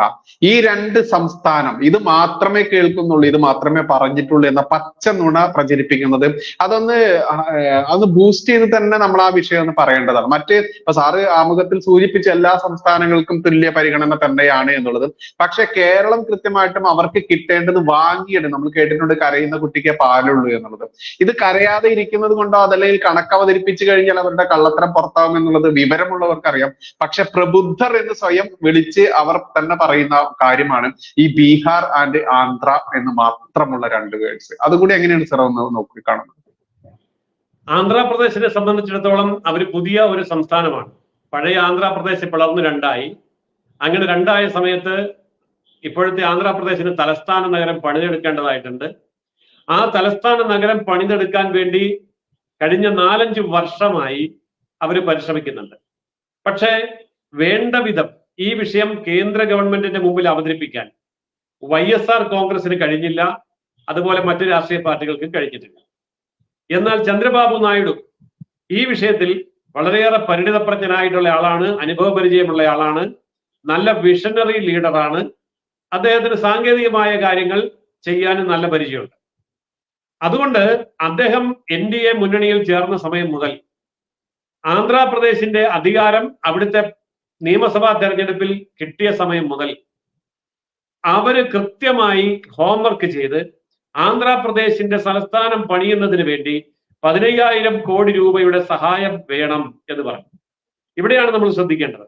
ഇപ്പൊ കേരളത്തില് സിൽവർ ലൈൻ വേണമെന്ന് പറയല്ല, സിൽവർ ലൈനിന് വേണ്ടി എത്ര രൂപ വേണം, ഓരോ ഘട്ടത്തിലും എത്ര വേണം, അതിന്റെ ആവശ്യകത എന്താണ്, ഇത് ബോധ്യപ്പെടുത്താൻ പറ്റുന്നില്ല. വിഴിഞ്ഞം തുറമുഖത്തിന് 5,000 കോടി വേണം എന്ന് പറയല്ലാതെ വിഴിഞ്ഞം തുറമുഖവുമായി ബന്ധപ്പെട്ട ഏത് പണിക്കാണ്, എന്താണ് ചെലവ്, അതിനുവേണ്ടി അത് ആർക്കാണ് പ്രയോജനപ്പെടുക എന്ന് തുടങ്ങി ഡീറ്റെയിൽ ആയിട്ടുള്ള ഒരു പ്രോജക്ട് റിപ്പോർട്ട് കൊടുത്ത് ഈ കാര്യം പറയാൻ കഴിഞ്ഞിട്ടില്ല. പക്ഷെ ചന്ദ്രബാബു നായിഡുവിന് അദ്ദേഹത്തിന്റെ പാർട്ടിക്കും അത് സാധിച്ചു. കൃത്യമായി പറഞ്ഞു 15,000 കോടി രൂപ പുതിയ കെട്ടിടങ്ങൾ ഉണ്ടാക്കണം, ഡ്രെയിനേജ് സംവിധാനം വേണം, വാട്ടർ സംവിധാനം വേണം, റെയിൽ, റോഡ്, എയർ കണക്ടിവിറ്റി വേണം, അതിനോടനുബന്ധിച്ചുള്ള ഓഫീസ് സമുച്ചയങ്ങൾ വേണം, അവിടെയുള്ള ഉദ്യോഗസ്ഥന്മാർക്ക് താമസിക്കാനുള്ള ഹോസ്റ്റൽ സംവിധാനങ്ങൾ വേണം എന്ന് തുടങ്ങി ഓരോ സ്ട്രീറ്റ് ലൈറ്റിന്റെ വരെ കണക്ക് എഴുതി കൃത്യമായിട്ടുള്ള project report, detailed project report DPR തയ്യാറാക്കി കേന്ദ്രത്തെ സമീപിച്ചപ്പോഴാണ് ആന്ധ്രാപ്രദേശിന് 15,000 കോടി കിട്ടിയത്. അതുപോലെ തന്നെ ബീഹാറിൽ നിതീഷ് കുമാർ അവിടെ ഭരിക്കുന്ന മുഖ്യമന്ത്രിയാണല്ലോ. അദ്ദേഹത്തെ സംബന്ധിച്ചിടത്തോളം ഇന്ത്യയിലെ ഏറ്റവും പിന്നോക്കമായ ഒരു പ്രദേശമായി നിൽക്കുന്ന ബീഹാറിനെ സംബന്ധിച്ച് മറ്റ് സംസ്ഥാനങ്ങളോട് കിടപിടിക്കുന്ന തരത്തിൽ ഉള്ള ഒരു ഇൻഫ്രാസ്ട്രക്ചർ ഡെവലപ്മെന്റ് കൊണ്ടുവരണമെങ്കിൽ എത്ര ആശുപത്രി വേണം, എത്ര പാലം വേണം, എത്ര ഹൈവേ വേണം, എത്ര എയർപോർട്ട് വേണം, വളരെ കൃത്യമായിട്ടുള്ള കണക്ക്. നിർമ്മലാ സീതാരാമൻ ഈ വിഷയം അവതരിപ്പിച്ചുകൊണ്ട് പാർലമെന്റിൽ സംസാരിച്ചപ്പോഴും പറയുന്നത് കേട്ടു. അവിടുത്തെ ആശുപത്രികൾക്ക് വേണ്ടി, റോഡുകൾക്ക് വേണ്ടി, പാലങ്ങൾക്ക് വേണ്ടി, എയർപോർട്ടുകൾക്ക് വേണ്ടി അങ്ങനെ കൃത്യം എണ്ണി പറഞ്ഞിട്ടാണ് അവിടെ സഹായധനം അനുവദിച്ചത്. പക്ഷെ നമ്മളൊന്ന് ഓർക്കണം, എല്ലാം കൊടുത്തു എന്ന് പറയുമ്പോൾ എല്ലാം കൊടുത്തിട്ടില്ല. ബീഹാർ സംസ്ഥാനത്തിന് പ്രത്യേക പദവി വേണം എന്നുള്ള ആവശ്യമായിരുന്നു നിതീഷ് കുമാർ മുന്നോട്ട് വെച്ചത്. BJP ഗവൺമെന്റ് തള്ളിക്കളഞ്ഞു. കാരണം ബീഹാർ എന്ന് പറയുന്ന ഒരു സംസ്ഥാനത്തിന് പ്രത്യേക സംസ്ഥാന പദവി അനുവദിച്ചു കൊടുത്താൽ ഇതുപോലെ പലരും ചോദിക്കും. അങ്ങനെ എല്ലാ സംസ്ഥാനങ്ങളും പ്രത്യേക പദവി കൊടുത്തു കഴിഞ്ഞാൽ കേന്ദ്രത്തിന്റെ പണമൊന്നും ഉണ്ടാവില്ല. മാത്രമല്ല അത് കേന്ദ്ര സംസ്ഥാന ബന്ധങ്ങളുടെ ബാലൻസിനെ തെറ്റിക്കുകയും ചെയ്യും. അപ്പോൾ അതുകൊണ്ട് അദ്ദേഹം ചോദിച്ചതിന്റെ, നിതീഷ് കുമാർ ചോദിച്ചതിന്റെ ചെറിയൊരു ഭാഗം മാത്രമാണ് അവിടെ അനുവദിച്ചത്. അത് ഡിസർവിംഗ് ആണ്, അത് ലഭിക്കാനുള്ള യോഗ്യത ബീഹാറിനുണ്ട്. എന്നാൽ ഈ രണ്ട് കാര്യങ്ങളെ മാത്രം ഹൈലൈറ്റ് ചെയ്തുകൊണ്ട് സംസാരിക്കുമ്പോൾ ഒരു കാര്യമുണ്ട്, ഇതേ സമയം തന്നെ പശ്ചിമ ബംഗാളിൽ അനുവദിച്ചിട്ടുണ്ട്. ആയിരക്കണക്കിന് കോടി രൂപയുടെ പദ്ധതി പശ്ചിമ ബംഗാൾ അനുവദിച്ചിട്ടുണ്ട്. അപ്പൊ പശ്ചിമ ബംഗാൾ ഉപയോഗിക്കുന്നില്ല, അതിനെപ്പറ്റി മിണ്ടുന്നില്ല. ബീഹാർ, ആന്ധ്ര, എന്തുകൊണ്ട് പശ്ചിമ ബംഗാൾ മിണ്ടിയില്ല? പശ്ചിമ ബംഗാള് BJP എതിർക്കുന്ന രാഷ്ട്രീയ പാർട്ടി തൃണമൂൽ കോൺഗ്രസിന്റെ മമതയുടെ സംസ്ഥാനം. അതുകൊണ്ട് പശ്ചിമ ബംഗാളിന് കിട്ടിയ പണം പുറത്തു പറയില്ല. എന്നിട്ട് ഞാനിപ്പോൾ ഇവിടെ അവതരിപ്പിച്ച കണക്കിൽ തന്നെ നോക്കൂ, കേരളത്തിന് കിട്ടിയ എത്രയോ വലിയ പദ്ധതികളാണ്, എന്നിട്ട് അതിനെപ്പറ്റി മിണ്ടുന്നില്ല. അപ്പോൾ കൃത്യമായി ഇതിന്റെ പിന്നിൽ അജണ്ടയുണ്ട്. കേന്ദ്രം അവരോട് പിന്തുണയ്ക്കുന്ന സംസ്ഥാനങ്ങളെയും പാർട്ടികളെയും മാത്രമാണ് സഹായിച്ചത് എന്ന് കൊണ്ടുവരാനുള്ള ഒരു നറേറ്റീവ് സൃഷ്ടിക്കാൻ വേണ്ടിയാണ് ഇങ്ങനെയുള്ള കാര്യങ്ങൾ ചെയ്തത്. അല്ലാതെ ബീഹാറിനോ ആന്ധ്രയ്ക്കോ ഏതെങ്കിലും വിധത്തിൽ വഴി വിട്ട് ഒരു കാര്യവും ചെയ്തു കൊടുത്തിട്ടില്ല. അങ്ങനെ ചെയ്തു കൊടുത്തില്ല ഇപ്പോൾ നിലനിർത്തേണ്ട ഭൂരിപക്ഷം അല്ല കേന്ദ്ര ഗവൺമെന്റിനുള്ളത്. ഇപ്പോൾ ഈ രണ്ട് രാഷ്ട്രീയ പാർട്ടികളും NDA വിട്ടുപോയാൽ പോലും തീർച്ചയായിട്ടും മറുവശത്തൊരു ഗവൺമെന്റ് ഉണ്ടാകാൻ പോകുന്നില്ല. NDA ഗവൺമെന്റ് തുടരാൻ യാതൊരു ബുദ്ധിമുട്ടുമില്ല. അപ്പോൾ ആ സാഹചര്യത്തിൽ അവരെ വഴിവിട്ട് സഹായിച്ചു എന്ന് പറയുന്നത് അടിസ്ഥാനരഹിതമാണ്. അതുപോലെ തന്നെയാണ് സാർ നമ്മൾക്കറിയാം ഈ ലാപ്സ് ആക്കുക എന്നുള്ളത്. അപ്പൊ നമ്മൾ കേട്ടിട്ടൊരു പഴമൊഴിയുണ്ട്, ബടക്കാക്കി തനിക്കാക്കുക എന്നുള്ളത്. അതിനെ കൂടി കണക്ട് ചെയ്ത് നമുക്ക് വേണമെങ്കിൽ സംസാരിക്കാം. കാരണം ഏറ്റവും കൂടുതൽ കേന്ദ്ര സഹായം അതല്ലെങ്കിൽ കേന്ദ്രത്തിൽ നിന്ന് കിട്ടേണ്ട അവകാശങ്ങൾ ലാപ്സ് ആക്കിയിട്ടുള്ള സംസ്ഥാനം ഏത് എന്ന് ചോദിച്ചാൽ അത് ആകെ ഉണ്ടായിരിക്കുക കണക്കുകൾ നോക്കുകയാണെങ്കിൽ കേരളം തന്നെയായിരിക്കാം. രാഷ്ട്രീയം ഏതോ ആയിക്കോട്ടെ, അതല്ലെങ്കിൽ ആദർശങ്ങൾ ഏതോ ആയിക്കോട്ടെ, പക്ഷെ നമ്മുടെ നാടിന്റെ വികസനത്തിന് ഇപ്പൊ നമുക്ക് നോക്കിയാൽ അറിയാൻ പറ്റും, കേരളത്തിൽ നടക്കുന്ന വികസനങ്ങൾ ഉണ്ടെങ്കിൽ അത് കേന്ദ്രത്തിന്റെ വികസനമായുള്ള റോഡായാലും മറ്റുള്ള പദ്ധതികൾ മാത്രമാണ് എന്നറിയാം. അവിടെ മരുമകനായാലും പിണറായി വിജയനായാലും അവിടെ ഫ്ലക്സ് കൊണ്ടുപോയി വെക്കുന്ന ആ കാര്യമൊക്കെ നമ്മൾക്കറിയാം. അത്തരത്തിൽ ഇത് മറച്ചു വെക്കാൻ വേണ്ടി ലാപ്സ് ആക്കുന്ന ആ ഒരു സിസ്റ്റം, അതിനെ നമ്മൾ എണ്ണി പറയുകയാണെങ്കിൽ എത്രത്തോളം പറയാൻ പറ്റും സാർ? അതിന്റെ പിന്നിൽ വ്യക്തമായ ഒരു അജണ്ടയുണ്ട്. അതായത് കേന്ദ്രം തരുന്ന പണം നമുക്കറിയാം. ഇപ്പോൾ പ്രളയ ദുരിതാശ്വാസ ഫണ്ടിലേക്ക് തന്ന 2400 കോടി രൂപ, ആ 2400 കോടി രൂപയിൽ കൃത്യമായിട്ട് 1000 കോടി രൂപ കാണാതെ പോയി. CNJG ഓഡിറ്റിങ്ങിന് വന്നപ്പോൾ ചോദിച്ചു 1000 കോടി രൂപ എവിടെ? മറുപടിയില്ല. 1000 കോടി രൂപ ഏറ്റുവാങ്ങിയതായി കണക്കുണ്ട്, ചെലവഴിച്ചതായി കണക്കില്ല. അങ്ങനെയാണെങ്കിൽ അത് മിച്ചം വരണം, മിച്ചം വെച്ചിരിക്കുന്ന കണക്കില്ല. എന്ന് പറഞ്ഞാൽ 1000 കോടി രൂപ പ്രളയ ദുരിതാശ്വാസത്തിന്റെ പേരിൽ കേന്ദ്ര ഗവൺമെന്റ് അവതരിപ്പിച്ച പണം കൊള്ളയടിക്കപ്പെട്ടു എന്ന് തന്നെയാണ് നമ്മൾ മനസ്സിലാക്കേണ്ടത്. ഇത് ഒരു ഒറ്റ കാര്യത്തിൽ മാത്രമല്ലല്ലോ, എല്ലാ കാര്യത്തിലും സംസ്ഥാനത്തെ ഭരണകൂടം കൈക്കൊണ്ടിരിക്കുന്ന ഒരു നിലപാട് കേന്ദ്രത്തിൽ നിന്നും പണം വാങ്ങിക്കുക, എന്നിട്ട് അത് അടിച്ചു മാറ്റുക, അത് പാർട്ടി ഫണ്ടിലേക്കോ പാർട്ടി നേതാക്കന്മാരുടെ സ്വകാര്യ ഫണ്ടുകളിലേക്കോ മാറ്റിയിട്ട് വകമാറ്റി ചെലവഴിച്ച് അതിന്റെ കണക്ക് കൊടുക്കാതെ, യൂട്ടിലൈസേഷൻ സർട്ടിഫിക്കറ്റ് കൊടുക്കാതെ, കേന്ദ്രം അടുത്ത ഗഡു തരാതിരിക്കുന്ന സമയത്ത് കേന്ദ്രം കേരളത്തെ അവഗണിക്കുന്നു എന്നുള്ള ആരോപണത്തിന്റെ പുകമറ ഉയർത്തി രക്ഷപ്പെടുകയാണ് ചെയ്യുന്നത്. ഇനി കൺട്രോളർ ആൻഡ് ഓഡിറ്റർ ജനറൽ ഓഡിറ്റിങ്ങിന് വരും എന്നുള്ളത് കൊണ്ട് ഓഡിറ്റിങ്ങിന് പുറത്തായിട്ട് കിഫ്ബി എന്ന് പറഞ്ഞ സംവിധാനം ഭരണഘടനാ വിരുദ്ധമായിട്ട് ഉണ്ടാക്കി, കിഫ്ബി വഴി വിഭവ സമാഹരണം നടത്തി, അതിന്റെ കണക്ക് കേന്ദ്രത്തെ കാണിക്കണ്ട എന്ന് പറഞ്ഞാൽ പിന്നെ എവിടെ കാണിക്കണം? AKG സെന്ററിൽ കാണിച്ചാൽ മതി. അപ്പൊ കിഫ്ബി വഴി സംസ്ഥാന സർക്കാരിന്റെ പേര് പറഞ്ഞ്, കേന്ദ്ര സർക്കാരിന്റെ പേര് പറഞ്ഞ് ബ്രിട്ടനിൽ പോയി മണിയടിച്ച് അവിടുത്തെ മാർക്കറ്റിൽ ഇല്ലാത്ത കൊള്ളപ്പലിശ കൊടുത്ത് പണവും മേടിച്ച് ഇവിടെ വരികയാണ്. എന്നിട്ട് ആ പണത്തിന് കണക്കില്ല, ഓഡിറ്റിംഗ് ഇല്ല. C&AG ഓഡിറ്റിങ്ങിന് വരുമ്പോൾ പറയും ഞങ്ങൾ AKGയുടെ ഓഡിറ്റ് മതി, അങ്ങനെയുള്ള ഓഡിറ്റിംഗ്. അപ്പോൾ കൃത്യമായും കേന്ദ്രത്തിന്റെ പണം കൊണ്ടുവന്ന് പാർട്ടിയിലേക്ക് അടിച്ചു മാറ്റുന്ന സംവിധാനമാണ് നാളിതുവരെ നടന്നത്. അത് പോരാ, കേന്ദ്രം പണം തരണമെങ്കിൽ കിട്ടിയ പണത്തിന്റെ കണക്ക് വേണം. പണം വേണമെന്നല്ല പറഞ്ഞത്, കണക്ക് വേണം എന്നാണ് പറയാ. അപ്പോൾ ജനങ്ങളെ തെറ്റിദ്ധരിപ്പിക്കാൻ വേണ്ടി പറയുന്നത് എന്താണെന്നറിയാമോ? നമ്മൾ കേട്ടിട്ടുണ്ടല്ലോ, പണ്ട് അരി ദുരിതാശ്വാസത്തിന്റെ അരി തന്നു, ദുരിതാശ്വാസ സമയത്ത് പ്രവർത്തനത്തിന് ഹെലികോപ്റ്റർ തന്നു. ഈ ഹെലികോപ്റ്ററിന്റെ പൈസ കേന്ദ്രം മേടിച്ചു, അരി തന്നതിന്റെ പൈസ കേന്ദ്രം മേടിച്ചു എന്ന് പറഞ്ഞ് വലിയ ആരോപണം ഉണ്ടായി. നമ്മൾ കേട്ടോ? സത്യം എന്താണെന്നറിയോ? ഹെലികോപ്റ്റർ ഇങ്ങോട്ട് തരുമ്പോ ആ ഹെലികോപ്റ്ററിന്റെ വാടക തിരിച്ച് കേന്ദ്രത്തിന് കൊടുക്കണം. പക്ഷെ കേരളത്തിന്റെ ഈ പണമില്ല എന്ന് കേന്ദ്രത്തിന് അറിയാം. കേന്ദ്രം എന്താ ചെയ്യുന്നത്? ഹെലികോപ്റ്ററും തരും, വാടക കൊടുക്കാനുള്ള പൈസയും തരും. ഇത് രണ്ടും കേന്ദ്രമാണ് തരുന്നത്. അതുപോലെ തന്നെ അരി തരുമ്പോ ആ അരിക്ക് തുല്യമായിട്ടുള്ള പൈസ കേന്ദ്രത്തിൽ കെട്ടണം. അത് ഓൾ ഇന്ത്യ ഓഡിറ്റിംഗിൽ കാണിക്കണം. അതുകൊണ്ട് അരി തരും, അതിന്റെ വിലയും കേന്ദ്രം തരും. ഇത് രണ്ടും കൂടെ ഏറ്റുവാങ്ങിച്ചിട്ട് അതിന്റെ വില തിരിച്ച് ബില്ല് എഴുതി കൊടുത്താൽ മതി, കണക്കിൽ കാണിച്ചാൽ മതി. ഇത് ജനത്തിന് അറിയത്തില്ല. അപ്പോൾ പറയുന്നത് എന്താണ്? കേന്ദ്രം അരി തന്നതിന്റെ പൈസ ചോദിച്ചു, കേന്ദ്രം ഹെലികോപ്റ്റർ തന്നതിന്റെ വാടക ചോദിച്ചു. ഈ ഹെലികോപ്റ്ററിന്റെ വാടകയും അരിയുടെ പൈസയും കേരളമല്ല കൊടുക്കുന്നത്, അതും കൂടി അവർ തന്നെ തരികയാണ്. ഇതിന്റെ ഒരു ഉദാഹരണം പറഞ്ഞാൽ, ഈ വിഷുവിന്റെ അന്ന് നമ്മുടെ ഹിന്ദു വീടുകളിലൊക്കെ ആൾക്കാർക്ക് വിഷുക്കൈ നീട്ടം കൊടുക്കാൻ വേണ്ടി സ്വന്തം വീട്ടിലെ കുടുംബാംഗങ്ങൾക്ക് കാരണവന്മാര് കുറെ പണം കൊടുക്കും. അത് ചിലപ്പോൾ തലേദിവസം കൊടുക്കും, ചിലപ്പോൾ രാവിലെ കൊടുക്കും. എന്നിട്ട് പറയും നിങ്ങളെ അടുത്ത് വരുന്നവർക്കെല്ലാം നിങ്ങൾ കൊടുത്തോളാൻ പറയും. എന്നാൽ ഇത് മറച്ചു വെച്ചിട്ട് ഞങ്ങളെ പോലെയുള്ള പാവം കുട്ടികൾ ഞങ്ങളാണ് വിഷുക്കൈ നീട്ടം കൊടുക്കുന്നത്, ഞങ്ങളുടെ കയ്യിൽ എവിടുന്ന പൈസ എന്ന് ചോദിക്കുന്ന പോലെയാണ്. അപ്പൊ ഇത് രണ്ടും കേന്ദ്രം തരുന്നുണ്ട് എന്നുള്ള കാര്യം മലയാളി അറിയണം എന്നുള്ളത് കൊണ്ടാണ് ഞാനിപ്പോൾ ഈ കാര്യം പറയുന്നത്. ഞാനിത് വെറുതെ മാനങ്കാണിയായിട്ട് വെറുതെ അടിക്കുന്നതൊന്നുമല്ല. കേന്ദ്രമന്ത്രിമാരോട് നേരിട്ട് സംസാരിച്ച് ഈ കാര്യങ്ങൾ ബോധ്യപ്പെട്ടതിന്റെ അടിസ്ഥാനത്തിലാണ് ഈ കാര്യം ഞാൻ പറയുന്നത്. അപ്പോൾ കേന്ദ്രം ഇങ്ങോട്ട് ചെലവിന് വേണ്ടി തരുന്ന പണത്തിന്റെ ചെലവ് കാശും കൂടി കേന്ദ്രം തരുന്നുണ്ട്. നമ്മളെല്ലാം റേഷൻ മേടിക്കുന്നവരാണല്ലോ.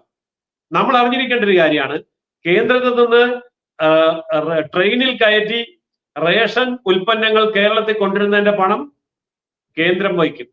ഇവിടെ കൊണ്ടുവന്ന് ഗോഡൌണിലാക്കുന്നതിന്റെ പണം കേന്ദ്രം വഹിക്കും. ഇറക്കുകൂലി കയറ്റുകൂലി കേന്ദ്രം വഹിക്കും. ഈ ഗോഡൌണിലെ വൈദ്യുതി കറണ്ട് ചാർജ് അടയ്ക്കുന്നത് കേരളമല്ല, കേന്ദ്ര ഗവൺമെന്റ് ആണ്. ഇതിനു വേണ്ടി നിയമിച്ചിരിക്കുന്ന ഉദ്യോഗസ്ഥന്മാരുടെ ശമ്പളം കൊടുക്കുന്നത് കേന്ദ്ര ഗവൺമെന്റ് ആണ്. അവരുടെ വാഹനത്തിന് ഡീസൽ അടിക്കുന്നത് കേന്ദ്ര ഗവൺമെന്റ് ആണ്. ഇപ്പോൾ ഇതാ റേഷൻ കടയിലേക്ക് വരെ നേരിട്ട് കേന്ദ്ര ഗവൺമെന്റ് അരിയും ഗോതമ്പും ഇറക്കാൻ പുറകിക്കാണ്. ഗോഡൌൺ വേണ്ട, സംസ്ഥാന ഗവൺമെന്റ് ഗോഡൌണിന്റെ പേര് കൊള്ളയടിക്കുകയാണ് കേന്ദ്രത്തിന്. അതുകൊണ്ട് ഗോഡൌൺ വേണ്ട, നേരെ ട്രെയിനെ കൊണ്ടിരുന്നു, FCI ഗോഡൌണിലേക്ക് ഇറക്കുന്നു, അവിടുന്ന് നേരിട്ട് റേഷൻ കടയിലേക്ക് കൊടുക്കുന്നു. സംസ്ഥാന ഗവൺമെന്റിനെ തൊടിയിക്കുന്നില്ല. ഇത് മുഴുവൻ കേന്ദ്രമാണ് ചെയ്യുന്നത്. പക്ഷെ ഇത് എത്ര പേർക്കറിയാം? ആരെങ്കിലും ഇത് തുറന്നു പറയാറുണ്ടോ? അപ്പോൾ അവിടെയും എത്ര രൂപ അടിച്ചു മാറ്റാമെന്നുള്ള ഒറ്റ ചിന്തയാണ് CPM-നുള്ളത്, കോൺഗ്രസിനുള്ളത്. ഇതാണ് ഇതിന്റെ പിന്നിലുള്ള സാമ്പത്തിക സത്യം. സർ, മറ്റൊന്നാണ്, ഇപ്പൊ നമ്മൾക്കറിയാം ഇത്തരത്തിൽ ഈ പദ്ധതികൾ എടുത്തിട്ടില്ല എന്നുണ്ടെങ്കിൽ, നമ്മൾ ചെലവഴിക്കാൻ വേണ്ടി കേന്ദ്രത്തിൽ നിന്ന് വാങ്ങിയിട്ടില്ല എന്നുണ്ടെങ്കിൽ, ഇപ്പൊ ഇവിടെ പ്രബുദ്ധരാണ് എന്ന് പറഞ്ഞിരിക്കുന്ന ഈ ജനങ്ങൾ കമ്മ്യൂണിസം, കോൺഗ്രസ് അതല്ലെങ്കിൽ BJP, ഈ മൂന്ന് രാഷ്ട്രീയക്കാരായി അതല്ലെങ്കിൽ മറ്റ് SDP പോലുള്ള തീവ്രവാദ സംഘടനകളെയൊക്കെ നമുക്ക് മാറ്റിവെക്കാം. മുഖ്യധാര രാഷ്ട്രീയം നോക്കുകയാണെങ്കിൽ ഇടത് വലത് BJP എന്നുള്ള ആ രീതിയിലേക്ക് അത്തരത്തിൽ രാഷ്ട്രീയം കളിച്ച് ഞങ്ങൾ എന്നാൽ വലിയ പ്രമുഖരാണ് അതല്ലെങ്കിൽ പ്രബുദ്ധരാണ് എന്ന ആ ഒരു വാമൊഴിയും കൊണ്ട് ഇതുകൊണ്ട് എത്രത്തോളമാണ് നഷ്ടം സംഭവിക്കുക? ഇതിന്റെ പ്രത്യാഘാതം എത്രത്തോളം ഭീകരമായിരുന്നു? അതിന്റെ പ്രത്യാഘാതമാണ് ഇന്ന് കേരളത്തിലെ യുവാക്കൾ തൊഴിൽ തേടി വിദേശങ്ങളിലേക്ക് പോകുന്നതും മറ്റ് സംസ്ഥാനങ്ങളിലേക്ക് പോകുന്നതും. ഇവിടെ ഏതെങ്കിലും ഒരു സംരംഭം ആരംഭിച്ചാൽ കൊടി കുത്തിക്കൊണ്ട് അവന്റെ പ്രസ്ഥാനം അടച്ചു പൂട്ടിക്കും, ആത്മഹത്യയിലേക്ക് നയിക്കും. പ്രവാസികളായിട്ടുള്ള ധാരാളം പേര് കേരളത്തിൽ വന്ന് ധാരാളം കാര്യങ്ങൾ ചെയ്യാനൊരുങ്ങി ഉദ്യോഗസ്ഥന്മാര് അവരെ കൊള്ളയടിക്കുകയാണ്. ഒരൊറ്റ ഉദാഹരണം പറയാം. ഏതെങ്കിലും ഒരു സ്ഥാപനം ആരംഭിക്കുന്നു, വൈദ്യുതി കണക്ഷൻ എടുക്കുന്നിടത്ത് വൻ കൊള്ള നടക്കുകയാണ്. വൈദ്യുതി കണക്ഷൻ കിട്ടണമെങ്കിൽ ലക്ഷക്കണക്കിന് രൂപ കൈക്കൂലി കൊടുത്തേ പറ്റൂ. അങ്ങനെ ലക്ഷക്കണക്കിന് രൂപ കൈക്കൂലി കൊടുത്തിട്ട് KSEBയുടെ വൈദ്യുതി കണക്ഷൻ എടുക്കുമ്പോ ഞാൻ ചോദിക്കട്ടെ, കേരളത്തിലെ വടക്കേ ഇന്ത്യയിലെ പോലെ സ്വകാര്യ മേഖല വൈദ്യുതി കൊടുത്തിരുന്നു എന്നിരിക്കട്ടെ. ഇപ്പൊ Tata company, Toronto company, Adani company കേരളത്തിലെ കമ്മ്യൂണിസ്റ്റ് ഗവൺമെന്റ് കൊടുക്കുന്ന വൈദ്യുതി നിരക്കിന്റെ പകുതിയിൽ താഴെ നിരക്കിന് മറ്റ് സംസ്ഥാനങ്ങളിൽ വൈദ്യുതി കൊടുക്കുന്നുണ്ട്. കേരളത്തിൽ എന്തുകൊണ്ടാ അവർക്ക് വൈദ്യുതി കൊടുക്കാൻ അവസരം കിട്ടാത്തത്? അവിടെ അവരെ വെച്ചാൽ അഴിമതി അവസാനിക്കും. ഇന്നത്തെ പണത്തിന്റെ നേർ പകുതിയിൽ താഴെ പൈസ കൊടുത്താൽ വൈദ്യുതി കിട്ടും. അതിനൊന്നും വേണ്ട, വൈദ്യുതിയുടെ മീറ്റർ സംവിധാനം കേന്ദ്ര ഗവൺമെന്റ് സൗജന്യമായിട്ട് മീറ്റർ വെച്ച് കൊടുത്തോളാം. സ്മാർട്ട് മീറ്ററിലൂടെ അളക്കട്ടെ, ജനങ്ങൾക്ക് പൈസ കുറച്ച് കിട്ടുമെന്ന് പറഞ്ഞപ്പോൾ കേരളം എന്ന് പറഞ്ഞ ഒരൊറ്റ സംസ്ഥാനമാണ് അതിനെ എതിർത്തത്. ബാക്കി എല്ലാ സംസ്ഥാനത്തും സ്മാർട്ട് മീറ്റർ വെച്ചു, കേരളത്തിൽ വെക്കാൻ പറ്റില്ല. എന്താ കാരണം? സ്മാർട്ട് മീറ്റർ വെച്ചാൽ കള്ള തരത്തിൽ വൈദ്യുതി മറിച്ച് വിറ്റ് പണം ഉണ്ടാക്കാൻ CPM-ന് സാധിക്കില്ല, കോൺഗ്രസിന് സാധിക്കില്ല. അതുകൊണ്ട് സ്മാർട്ട് മീറ്റർ വേണ്ട, സ്വകാര്യ മേഖല വേണ്ട. ഇതാണ് ഇവരുടെ നയം. എന്നിട്ട് എന്താ പറയുക? ഞങ്ങൾക്ക് KSEB സംസ്ഥാനത്തിന്റെ അഭിമാനമാണ്. ഇന്ന് വന്ന വാർത്തയിൽ പോലും 55 കോടി രൂപ നഷ്ടമാണ്. അപ്പോൾ ഇത്രയും വലിയ കൊള്ള നടത്തിയിട്ടും ഈ നഷ്ടം സഹിക്കേണ്ടി വരുന്നത് ഇവരുടെ കെടുകാര്യസ്ഥതയും കൊള്ള നടത്താനുള്ള താല്പര്യത്തിന്റെയും ഏറ്റവും വലിയ തെളിവാണ്. അപ്പൊ ഞാനൊരു 1-2 ഉദാഹരണം പറഞ്ഞു എന്നേ ഉള്ളൂ. സത്യത്തിൽ കേന്ദ്രം തരുന്ന പണം അടിച്ചു മാറ്റുക, അതിന് ഇവിടുത്തെ പൊതുമേഖലാ സ്ഥാപനങ്ങളെ ഉപയോഗിക്കുക എന്ന തന്ത്രമാണ് കോൺഗ്രസ്സുകാരും കമ്മ്യൂണിസ്റ്റുകാരും കേരളത്തിൽ പയറ്റുന്നത്. ഇനി എന്താണ് സർ നമ്മുടെ പ്രബുദ്ധ മലയാളിയോട്, രാഷ്ട്രീയ അടിമത്തം പേറി ജീവിക്കുന്ന, തന്റെ മൂക്കിന്റെ താഴെ സംഭവിക്കുന്ന ഈ കൊള്ള, വലിയ കൊള്ള പോലും ചിന്തിക്കാതെ തന്റെ വരാനിരിക്കുന്ന തലമുറകൾ, ഈ നാട് വിട്ട് യുവതലമുറ ഓടി രക്ഷപ്പെടുന്ന ആ ഒരു കാഴ്ച കാണുന്നു. അത് വിദ്യാഭ്യാസമായാലും ജോലിയായാലും മറ്റേതൊരു രീതിയിലുള്ള കാര്യമായാലും ഇവിടെ നിന്ന് രക്ഷപ്പെട്ടു പോകുന്നു. ഇതൊന്നും കണ്ടിട്ടും ഇതൊന്നും അറിഞ്ഞിട്ടും തന്റെ വീട്ടിൽ പോലും അങ്ങനെ ഉണ്ട് എന്ന് അറിഞ്ഞിട്ടും രാഷ്ട്രീയ തിമിരം ബാധിച്ചിട്ടുള്ള ഈ പ്രബുദ്ധൻ എന്ന് സ്വയം വിളിക്കുന്ന ഇവർക്ക് എന്താണ് സർ അവസാനമായിട്ട് കൊടുക്കാനുള്ള ഉപദേശം, അതല്ലെങ്കിൽ നിർദ്ദേശം? എനിക്ക് ഒരു നിർദ്ദേശമാണ് മലയാളിയുടെ മുമ്പിൽ വെക്കാനുള്ളത്. ദയവ് ചെയ്ത് മലയാളി കേരളത്തിന് പുറത്തുള്ള സംസ്ഥാനങ്ങളിൽ ഒന്ന് യാത്ര ചെയ്യാം. തമിഴ്നാട്ടിൽ പോവുക, അവിടുത്തെ ഡീസൽ അടിക്കുക, പെട്രോൾ അടിക്കുക, ഇവിടത്തേക്കാൾ 6 രൂപ 8 രൂപ കുറവുണ്ട്. കർണാടകത്തിൽ പോവുക, ഡീസൽ അടിക്കുക, പെട്രോൾ അടിക്കുക, ഇവിടത്തേക്കാൾ 6 രൂപ 8 രൂപ കുറവുണ്ട്. അവിടുത്തെ വൈദ്യുതി ചാർജ് എത്രയാണെന്ന് അന്വേഷിക്കുക, കേരളത്തിന്റെ നേർപകുതി പോലും ഇല്ല. അവിടെ ഏതെങ്കിലും ഒരു സർക്കാർ ഓഫീസിൽ കയറി ചെന്നിട്ട് കൃഷി ഡിപ്പാർട്ട്മെന്റ് എങ്ങനെ പ്രവർത്തിക്കുന്നു എന്ന് നോക്കുക. ഒരു ഓഫീസിൽ ഒരു മനുഷ്യനെ കാണാൻ പറ്റില്ല. അവിടുത്തെ കൃഷി ഉദ്യോഗസ്ഥന്മാർ കൃഷിത്തോട്ടങ്ങളിലായിരിക്കും. കേരളത്തിലെ കൃഷി ഉദ്യോഗസ്ഥന്മാർ കറങ്ങുന്ന കസേരയിൽ ഫാനിന്റെ കീഴെ ഇരിക്കായിരിക്കും. ഇങ്ങനെയുള്ള കാര്യങ്ങൾ നേരിട്ടൊന്ന് ബോധ്യപ്പെടുക, അതിന് മറ്റ് സംസ്ഥാനങ്ങളിലേക്ക് ഒന്ന് യാത്ര ചെയ്യുക എന്ന് മാത്രമാണ് എനിക്ക് മലയാളിയോട് പറയാനുള്ളത്. അപ്പോൾ നിങ്ങൾക്ക് ഈ വ്യത്യാസം മനസ്സിലാവും. ഇനി അവിടെ ചെന്ന് ഈ ഓഫീസ് കയറാനും ആൾക്കാരെ കാണാനും പോകാൻ കഴിയില്ല എന്നുണ്ടെങ്കിൽ യാത്ര ചെയ്യുമ്പോൾ ബസ്സിലോ ട്രെയിനിലോ ഇരുന്ന് 2 വശത്തോട്ട് കണ്ണു തുറന്ന് നോക്കുക. അവരെങ്ങനെയാ തെങ്ങിന്റെ കൃഷി ചെയ്യുന്നത്, അവരെങ്ങനെയാണ് പച്ചക്കറി കൃഷി ചെയ്യുന്നത്, അവരുടെ കൃഷിഭൂമി എങ്ങനെയാണ്, കേരളത്തിന്റെ കൃഷിഭൂമി എങ്ങനെയാണ്, അവിടെ ഒരു ദിവസത്തെ കൂലി എത്രയാണ്, കേരളത്തിന്റെ കൂലി എത്രയാണ്. ഇങ്ങനെയുള്ള കാര്യങ്ങൾ മാത്രം ഒന്ന് അന്വേഷിക്കുമ്പോൾ മനസ്സിലാകും കേരളം എന്തുകൊണ്ട് നശിക്കുന്നു, മറ്റുള്ളവർ എന്തുകൊണ്ട് രക്ഷപ്പെടുന്നു.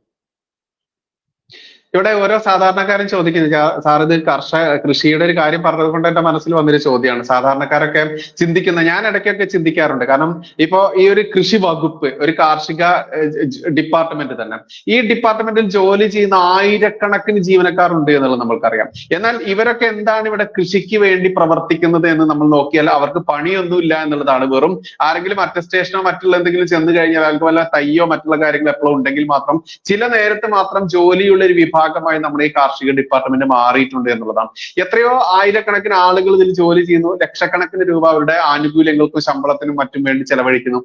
ഇവരെ പിരിച്ചു വിട്ടു കഴിഞ്ഞാൽ ആ ഗുണമെങ്കിലും ഇനി മിച്ചമുള്ള കർഷകർക്ക് കിട്ടില്ലേ സാർ? കാരണം ഇവിടെ ഒരു കാലത്ത് നമ്മൾക്കറിയാം, ഒരു 70-80കളിലൊക്കെ ജനിച്ചിട്ടുള്ള ആളുകൾക്കറിയാം, ഒരു കാർഷിക സംസ്കാരമായിരുന്നു നമ്മൾ മാറി ഇന്നിപ്പോൾ ഉപഭോക്തൃ സംസ്കാരത്തിലേക്ക് നമ്മൾ കൂപ്പുകുത്തി വീണത് ഇവിടെ മാറി മാറി ഭരിച്ച ഭരണകർത്താക്കൾ തന്നെയാണ്. എങ്ങനെയാണ് സാർ ഈ ഒരു കാർഷിക ഡിപ്പാർട്ട്മെന്റും ഈ കൃഷിക്കാരും ഇവരുടെ ഒരു ശാപമല്ലേ ഇവർ? എങ്ങനെയാണ് സാർ അതിനെ കാണുന്നത്? കേരളത്തിലെ 74 കാർഷിക ഡിപ്പാർട്ട്മെന്റുകളാണ് ഉള്ളത്. 74. നമ്മൾ അതൊന്ന് വായിച്ചു നോക്കിയാൽ ബോധം കെട്ടു വീഴും. 74 കാർഷിക ഡിപ്പാർട്ട്മെന്റുകളിൽ ലക്ഷക്കണക്കിന് രൂപ ശമ്പളം വാങ്ങുന്ന ഗസറ്റഡ് ഓഫീസർമാരുടെ വലിയ ഒരു പടയാണ് കസേര കയറിയിരിക്കുന്നത്.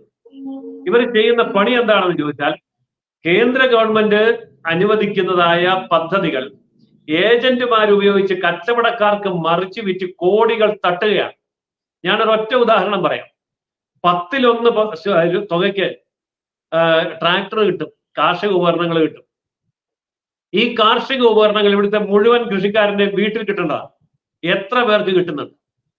ഇതൊക്കെ കള്ളക്കണക്ക് എഴുതിയിട്ട് ട്രാക്ടർ ഇന്ന ആളിന് കൊടുത്തു, അല്ല ട്രില്ലർ ഇന്ന ആളിന് കൊടുത്തു, പുല്ലുവെട്ടി യന്ത്രം ഇന്ന ആളിന് കൊടുത്തു, മരം കയറുന്ന യന്ത്രം ഇന്ന ആളിന് കൊടുത്തു.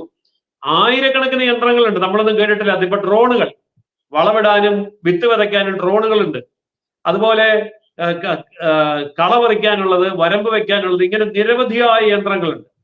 ഈ യന്ത്രങ്ങളൊക്കെ ഏതെങ്കിലും കർഷകന് കൊടുത്തു എന്ന് കള്ളക്കണക്ക് എഴുതി ഇവിടുത്തെ കച്ചവടക്കാർക്കും വ്യവസായികൾക്കും ഇടയിൽ നിന്നുകൊണ്ട് ഇവരുടെ ഇടയിൽ നിന്ന് ഈ യന്ത്രങ്ങൾ വാങ്ങിയതായി കള്ളക്കണക്ക് എഴുതി ആ കള്ളക്കണക്കിന്റെ അടിസ്ഥാനത്തിൽ കോടാനുകോടി രൂപ വെട്ടിക്കുകയാണ് ഇവിടുത്തെ ഉദ്യോഗസ്ഥന്മാരുടെ കൂട്ടം ചെയ്തുകൊണ്ടിരിക്കുന്നത്. ഒരൊറ്റ ഉദാഹരണം പറയാം. പശുക്കളെ വാങ്ങാൻ വേണ്ടി കേന്ദ്ര ഗവൺമെന്റ് കൊടുക്കുന്ന പണം ഉപയോഗിച്ച് തമിഴ്നാട്ടിൽ പോയി പശുക്കളെ കൊണ്ടുവരുന്നുണ്ട് ഇവിടുത്തെ കൃഷി വകുപ്പ്. ഈ പശുക്കളെ കൊണ്ടുവന്ന് കേരളത്തിൽ കൊടുക്കുന്നതിന് കർഷകനോട് മേടിക്കുന്നതിന്റെ 4 ഇരട്ടി തുകയ്ക്ക്, അതായത് തമിഴ്നാട്ടിലെ കർഷകന് കൊടുക്കുന്ന പണത്തിന്റെ 4 ഇരട്ടി തുകയ്ക്ക് കണക്ക് കൃത്രിമ കള്ളക്കണക്കുണ്ടാക്കി കന്നുകാലി കച്ചവടത്തിലൂടെ കോടികൾ തട്ടുന്ന കൃഷി വകുപ്പ് ഉദ്യോഗസ്ഥന്മാര്, മൃഗസംരക്ഷണ വകുപ്പ് ഉദ്യോഗസ്ഥന്മാര്, ഭയങ്കര മാഫിയ കളിയാണ് ഇവിടെ നടക്കുന്നത്. ഇത് പാവപ്പെട്ട കർഷകൻ അറിയുന്നില്ല, കർഷകനെ പറ്റിക്കുകയാണ്. എന്നിട്ട് കണക്ക് കാണിക്കാൻ വേണ്ടി എന്തെങ്കിലും ഒരു കള്ളക്കണക്ക് എഴുതുകയാണ്. ഈ കള്ളക്കണക്ക് പാസ്സാക്കി കൊടുക്കുകയാണ് കേരളത്തിലെ സർക്കാർ, കേരളത്തിലെ പ്രതിപക്ഷം. അത് ഇവിടുത്തെ കർഷകരെന്ന് ബോധ്യപ്പെട്ട് കഴിഞ്ഞാൽ തന്നെ ഈ ഉദ്യോഗസ്ഥന്മാരെ ഈ ഓഫീസുകളിൽ നിന്ന് അടിച്ചിറക്കി വിടും. കാരണം അത്ര വലിയ കെടുകാര്യസ്ഥതയാണ് അവർ കാണിച്ചുകൊണ്ടിരിക്കുന്നത്. അതുപോലെ തന്നെയാണ് സാറേ ഇപ്പൊ അങ്ങ് കർഷക മോർച്ച, BJP-യുടെ കർഷക മോർച്ച ദേശീയ ഉപാധ്യക്ഷൻ എന്നുള്ള രീതിയിലായതുകൊണ്ട് ഈ കൃഷിക്കാർക്ക്, ഇപ്പൊ കർഷകരുടെ കുറച്ച് കാര്യങ്ങൾ പറഞ്ഞു സാറ്, എന്നിരുന്നാലും ഇവരെ മാത്രം പറയുകയാണെങ്കിൽ കൃഷിക്കാർക്ക് ഒരു ബോധോദയം വന്നിട്ട് അവർക്ക് വാങ്ങിച്ചെടുക്കാൻ പറ്റുകയാണെങ്കിൽ വാങ്ങിച്ചെടുക്കട്ടെ എന്നുള്ള രീതിയിൽ കേന്ദ്രത്തിൽ നിന്ന് ഇന്ന കാര്യങ്ങൾ കിട്ടുന്നുണ്ടോ എന്നുള്ളത് അത് മാത്രം പോയിന്റ് ഔട്ട് ചെയ്ത് പറയുകയാണെങ്കിൽ എങ്ങനെയാണ് പറയാനുള്ളത്? ലാസ്റ്റ്, അതായത് കിസാൻ സമ്മാൻ നിധി എല്ലാ കർഷകർക്കും അവകാശപ്പെട്ടതാണ്. അതിനുള്ള അപേക്ഷ കൊടുക്കണം. അത് കിട്ടുന്നില്ല എന്നുണ്ടെങ്കിൽ കർഷകരുടെ ലിസ്റ്റ് കേന്ദ്രത്തിലേക്ക് കൊടുക്കാത്ത കേരള ഗവൺമെന്റിനെതിരെ സമരം ചെയ്യണം. മറ്റൊന്ന്, വിള ഇറക്കിക്കഴിഞ്ഞത് കാറ്റ് മൂലമോ മഴ മൂലമോ ഉണക്ക് മൂലമോ കീടങ്ങൾ മൂലമോ നഷ്ടമുണ്ടായി കഴിഞ്ഞാൽ എല്ലാ കർഷകർക്കും നഷ്ടപരിഹാരം കൊടുക്കാനുള്ള പണം കേന്ദ്രം കൊടുക്കുന്നുണ്ട്. ഇതാർക്കെങ്കിലും കേരളത്തിൽ കിട്ടുന്നില്ല എന്നുണ്ടെങ്കിൽ ഏക ഉത്തരവാദി കേരളത്തിലെ ഭരണകൂടമാണ്. അപ്പോൾ ഭരണകൂടത്തിനെതിരായിട്ട് നീങ്ങണം. സൗജന്യമായിട്ട് വളം, സൗജന്യമായിട്ട് വിത്ത്, സൗജന്യമായ കാർഷിക ഉപകരണങ്ങൾ എല്ലാ കർഷകനും വിതരണം ചെയ്യാൻ മാത്രമുള്ള പണം കേന്ദ്രം കൊടുക്കുന്നുണ്ട്. ഇവിടെ ആർക്കെങ്കിലും അത് കിട്ടുന്നില്ല എന്നുണ്ടെങ്കിൽ തീർച്ചയായിട്ടും അവരതിനെതിരെ സമരം ചെയ്യണം. അതുപോലെ സോളാർ പാനൽ വെച്ച് പമ്പ് സെറ്റ് പ്രവർത്തിപ്പിച്ച് കൃഷിക്ക് വെള്ളം അടിക്കാൻ കഴിയും. KSEBിയുടെ പുറകെ നടക്കേണ്ട കാര്യമില്ല. അത് കിട്ടുന്നില്ല എന്നുണ്ടെങ്കിൽ ആ പദ്ധതി നടപ്പിലാക്കണമെന്ന് പറഞ്ഞുകൊണ്ട് കേരളത്തിലെ കർഷകർ സംസ്ഥാന ഗവൺമെന്റിനെതിരെ തിരിയണം. അതുകൊണ്ട് സംസ്ഥാന ഗവൺമെന്റ് തടസ്സം നിൽക്കാതെ കേന്ദ്രം തരുന്ന പദ്ധതിയും പണവും ഉപകരണങ്ങളും ഞങ്ങൾക്ക് വേണമെന്ന് കർഷകൻ തീവ്രമായ നിലപാടെടുത്താൽ തീർച്ചയായിട്ടും കേരളത്തിലെ കർഷകന് ഈ ആനുകൂല്യങ്ങൾ ലഭിക്കും. അതിന് ഏക തടസ്സമായി നിൽക്കുന്നത് ഇവിടുത്തെ സംസ്ഥാന ഭരണകൂടം മാത്രമാണ്. അതുകൊണ്ട് കേന്ദ്രത്തിന്റെ പണവും പദ്ധതിയും ഉപകരണങ്ങളും കർഷകരിൽ എത്തിക്കാനും കർഷകന്റെ ഉൽപ്പന്നങ്ങൾക്ക് മാന്യമായ താങ്ങുവില കിട്ടാനും അതിനെ വാല്യൂ അഡീഷൻ ചെയ്തുകൊണ്ട് ഒരു വാല്യൂ ചെയിനിലൂടെ കടത്തിവിട്ട് വൻതോതിലുള്ള സാമ്പത്തിക നേട്ടം ഉണ്ടാക്കാനും ഉത്തരേന്ത്യൻ കർഷകരെ പോലെ കേരള കർഷകർക്കും സാധിക്കണമെങ്കിൽ ഇതിനു മുമ്പിൽ തടസ്സമായി നിൽക്കുന്ന ഇവിടുത്തെ സർക്കാരിനെതിരെ ശക്തമായ രീതിയിൽ അവർ മുന്നോട്ട് വരണം. നിർഭാഗ്യവശാൽ കേരളത്തിലെ കർഷകരുടെ ഒരു ദുരവസ്ഥ കൂടി പറഞ്ഞ് ഞാൻ അവസാനിപ്പിക്കാം. 316 കർഷക സംഘടനകൾ കേരളത്തിലുണ്ട്. ഈ 316 കർഷക സംഘടനകൾ ഇവിടെ ഉച്ചകോടി നടത്തി വലിയ പ്രഖ്യാപനമൊക്കെ ചെയ്യും തെരഞ്ഞെടുപ്പിന് 6 മാസം മുമ്പ്. എന്നാൽ തെരഞ്ഞെടുപ്പ് വരുമ്പോൾ ഒറ്റ കർഷകനെ കാണുന്നില്ല, കർഷക സംഘടനയില്ല, സമരമില്ല, ഒന്നുമില്ല. സമയമാകുമ്പോൾ ഇവരൊക്കെ കോൺഗ്രസിനും കമ്മ്യൂണിസ്റ്റും വോട്ട് കുത്തും, BJPക്കെതിരെ 4 മുദ്രാവാക്യം വിളിക്കും. എന്നിട്ട് ഇവിടുത്തെ കർഷകൻ എന്ത് കിട്ടി? അത് കർഷകൻ തന്നെ ചിന്തിക്കേണ്ടതാണ്. എന്നാൽ BJP ഭരിക്കുന്ന സംസ്ഥാനങ്ങളിലെ കർഷകൻ എന്തൊക്കെ കിട്ടുന്നു? ഇതൊന്ന് താരതമ്യം ചെയ്യണം എന്ന് മാത്രമാണ് എനിക്ക് പറയാനുള്ളത്. മാന്യ പ്രേക്ഷകരെ, ഇത് നമ്മളിപ്പോ ഈ ലൈവ് തുടങ്ങിയിട്ട് 50 മിനിറ്റേ ആയിട്ടുള്ളൂ. ഭാരതത്തിന്റെ ഈ ഒരു ബജറ്റ് ചർച്ച, അതല്ലെങ്കിൽ ഈ ബജറ്റിനെ കുറിച്ച് ഡീറ്റെയിൽ ആയിട്ട് പറയുമ്പോൾ ദിവസങ്ങൾ പോലും മതിയാവില്ല എന്നുള്ളതാണ് യാഥാർത്ഥ്യം. പക്ഷെ ഏകദേശം എല്ലാ ഭാഗങ്ങളും പ്രേക്ഷകർക്ക് മനസ്സിലാക്കാൻ, സാധാരണക്കാരന് മനസ്സിലാക്കാനുള്ള ആ രീതിയിൽ തന്നെ അഡ്വക്കേറ്റ് ജയസൂര്യൻ സാർ കൃത്യമായിട്ടും അത് വിവരിച്ചിട്ടുണ്ട്. ഇത് പൂർണ്ണമായിട്ടും ഗൂഗിളിൽ അവൈലബിൾ ആണ്. ആർക്ക് വേണമെങ്കിലും സാർ പറഞ്ഞിട്ടുള്ള കാര്യങ്ങളുടെ ആധികാരികത പരിശോധിക്കാൻ പറ്റും. അല്ലാതെ ഇവിടെ തന്നാസ് വണ്ടി എന്ന് പറയുന്ന രീതിയിൽ പാട്ടുള്ള പോലെയുള്ള തള്ളുകളല്ല ഇവിടെ നടക്കുന്നത്. ഇവിടെ നടക്കുന്ന പിണറായി വിജയന്റെ ആയാലും VD സതീശന്റെ ആയാലും പച്ച തള്ളുകൾ കേട്ട് വെറും തള്ളിന്റെ ലോകത്ത് ജീവിക്കുന്ന മലയാളി തള്ളുകൾ കേട്ട് ആ രീതിയിലേക്ക് അടിമകളായി മാറിയിരിക്കുന്ന ഈ കാലഘട്ടത്തിലും അല്പമെങ്കിലും വെളിച്ചം വീശാൻ വേണ്ടിയാണ് ഈ വിഷയം നമ്മൾ അർജുന്റെ ഈ ഒരു അദ്ദേഹത്തിന്റെ അവര് എന്തായി എന്നുള്ളത് പോലും അറിയാത്ത ഈ വിഷം വെച്ചിരിക്കുന്ന സമയത്ത് നമ്മൾ ഈ ഒരു ചർച്ചയ്ക്ക് വെച്ചിട്ടുള്ളത്. അതുകൊണ്ട് വല്ല ചെറിയ വെളിച്ചം കിട്ടണമെന്നുണ്ടെങ്കിൽ കിട്ടട്ടെ എന്ന് കരുതുന്നു. മാത്രമല്ല ഒരുപാട് ആളുകൾക്ക് ഗുണപ്രദമായിട്ടുള്ള കാര്യങ്ങൾ സാർ ഇവിടെ കൃത്യമായിട്ട് പറഞ്ഞിട്ടുണ്ട്. അതുകൊണ്ട് കരയുന്ന കുട്ടിക്ക് പാലുള്ളൂ എന്നുള്ളത് പോലെ തന്നെ കരഞ്ഞു വാങ്ങാൻ നിങ്ങൾ ശ്രമിച്ചിട്ടില്ല എന്നുണ്ടെങ്കിൽ നിങ്ങൾക്ക് മാത്രമാണ് നഷ്ടം. കേരള സർക്കാർ ആയാലും ഈ കേന്ദ്രത്തിൽ നിന്ന് വാങ്ങിയിട്ടുള്ള പണം പോലും കട്ടുമുടിച്ച് ആയിരക്കണക്കിന് കോടികൾ കട്ടുമുടിച്ച് വിദേശത്ത് കൊണ്ടുപോയി നിക്ഷേപിച്ച് കൂട്ടുന്ന ആ ഒരു അവസ്ഥ അറിഞ്ഞിട്ടും ഇന്നും പൂച്ച പാല് കുടിക്കുന്ന പോലെ കണ്ണടച്ച് പാല് കുടിക്കുന്ന ആ രീതിയിൽ ജീവിക്കുന്ന മലയാളി, നിന്റെ കണ്ണ് എന്നെങ്കിലും തുറക്കാൻ ആവട്ടെ എന്ന് മാത്രമേ പറയാനുള്ളൂ ഈ രാത്രി വൈകിയ നേരത്തും. എന്തായാലും ഈ ഒരു വിഷയം കൃത്യമായിട്ട് ജനങ്ങളിലേക്ക് എത്തിക്കാൻ വേണ്ടി അഡ്വക്കേറ്റ് ജയസൂര്യൻ സാർ എടുത്തിട്ടുള്ള ആ കൃത്യത്തെ കൃത്യമായിട്ടും അഭിനന്ദിക്കാതെ തരമില്ല. കാരണം കൃത്യമായിട്ടും ഈ ബജറ്റുമായി ബന്ധപ്പെട്ടുള്ള വിശദ വിവരങ്ങൾ അദ്ദേഹത്തിന്റെ പ്രൊഫൈലിൽ അദ്ദേഹം കഴിഞ്ഞ ദിവസം നടത്തിയിട്ടുള്ള ഒരു പ്രസംഗം ഞാൻ കണ്ടിരുന്നു. അതും കൂടുതൽ ഉപകാരപ്രദം തന്നെയാണ്. അപ്പോൾ ഇത്തരത്തിലുള്ള ഒരു വിഷയമായിട്ടും ആയിരക്കണക്കിന് പ്രേക്ഷകർ ഇത് കണ്ടുകൊണ്ടിരിക്കുന്നു എന്നുള്ളത് അഭിമാനത്തോടെ തന്നെ പറയേണ്ടതുണ്ട്. എന്തായാലും തൽക്കാലം സാറിന്റെ പെർമിഷനോടുകൂടി നമുക്ക് ഈ ഒരു സെഷൻ ഇവിടെ അവസാനിപ്പിക്കാം. ജയ് ഹിന്ദ്, ജയ് ഹിന്ദ്.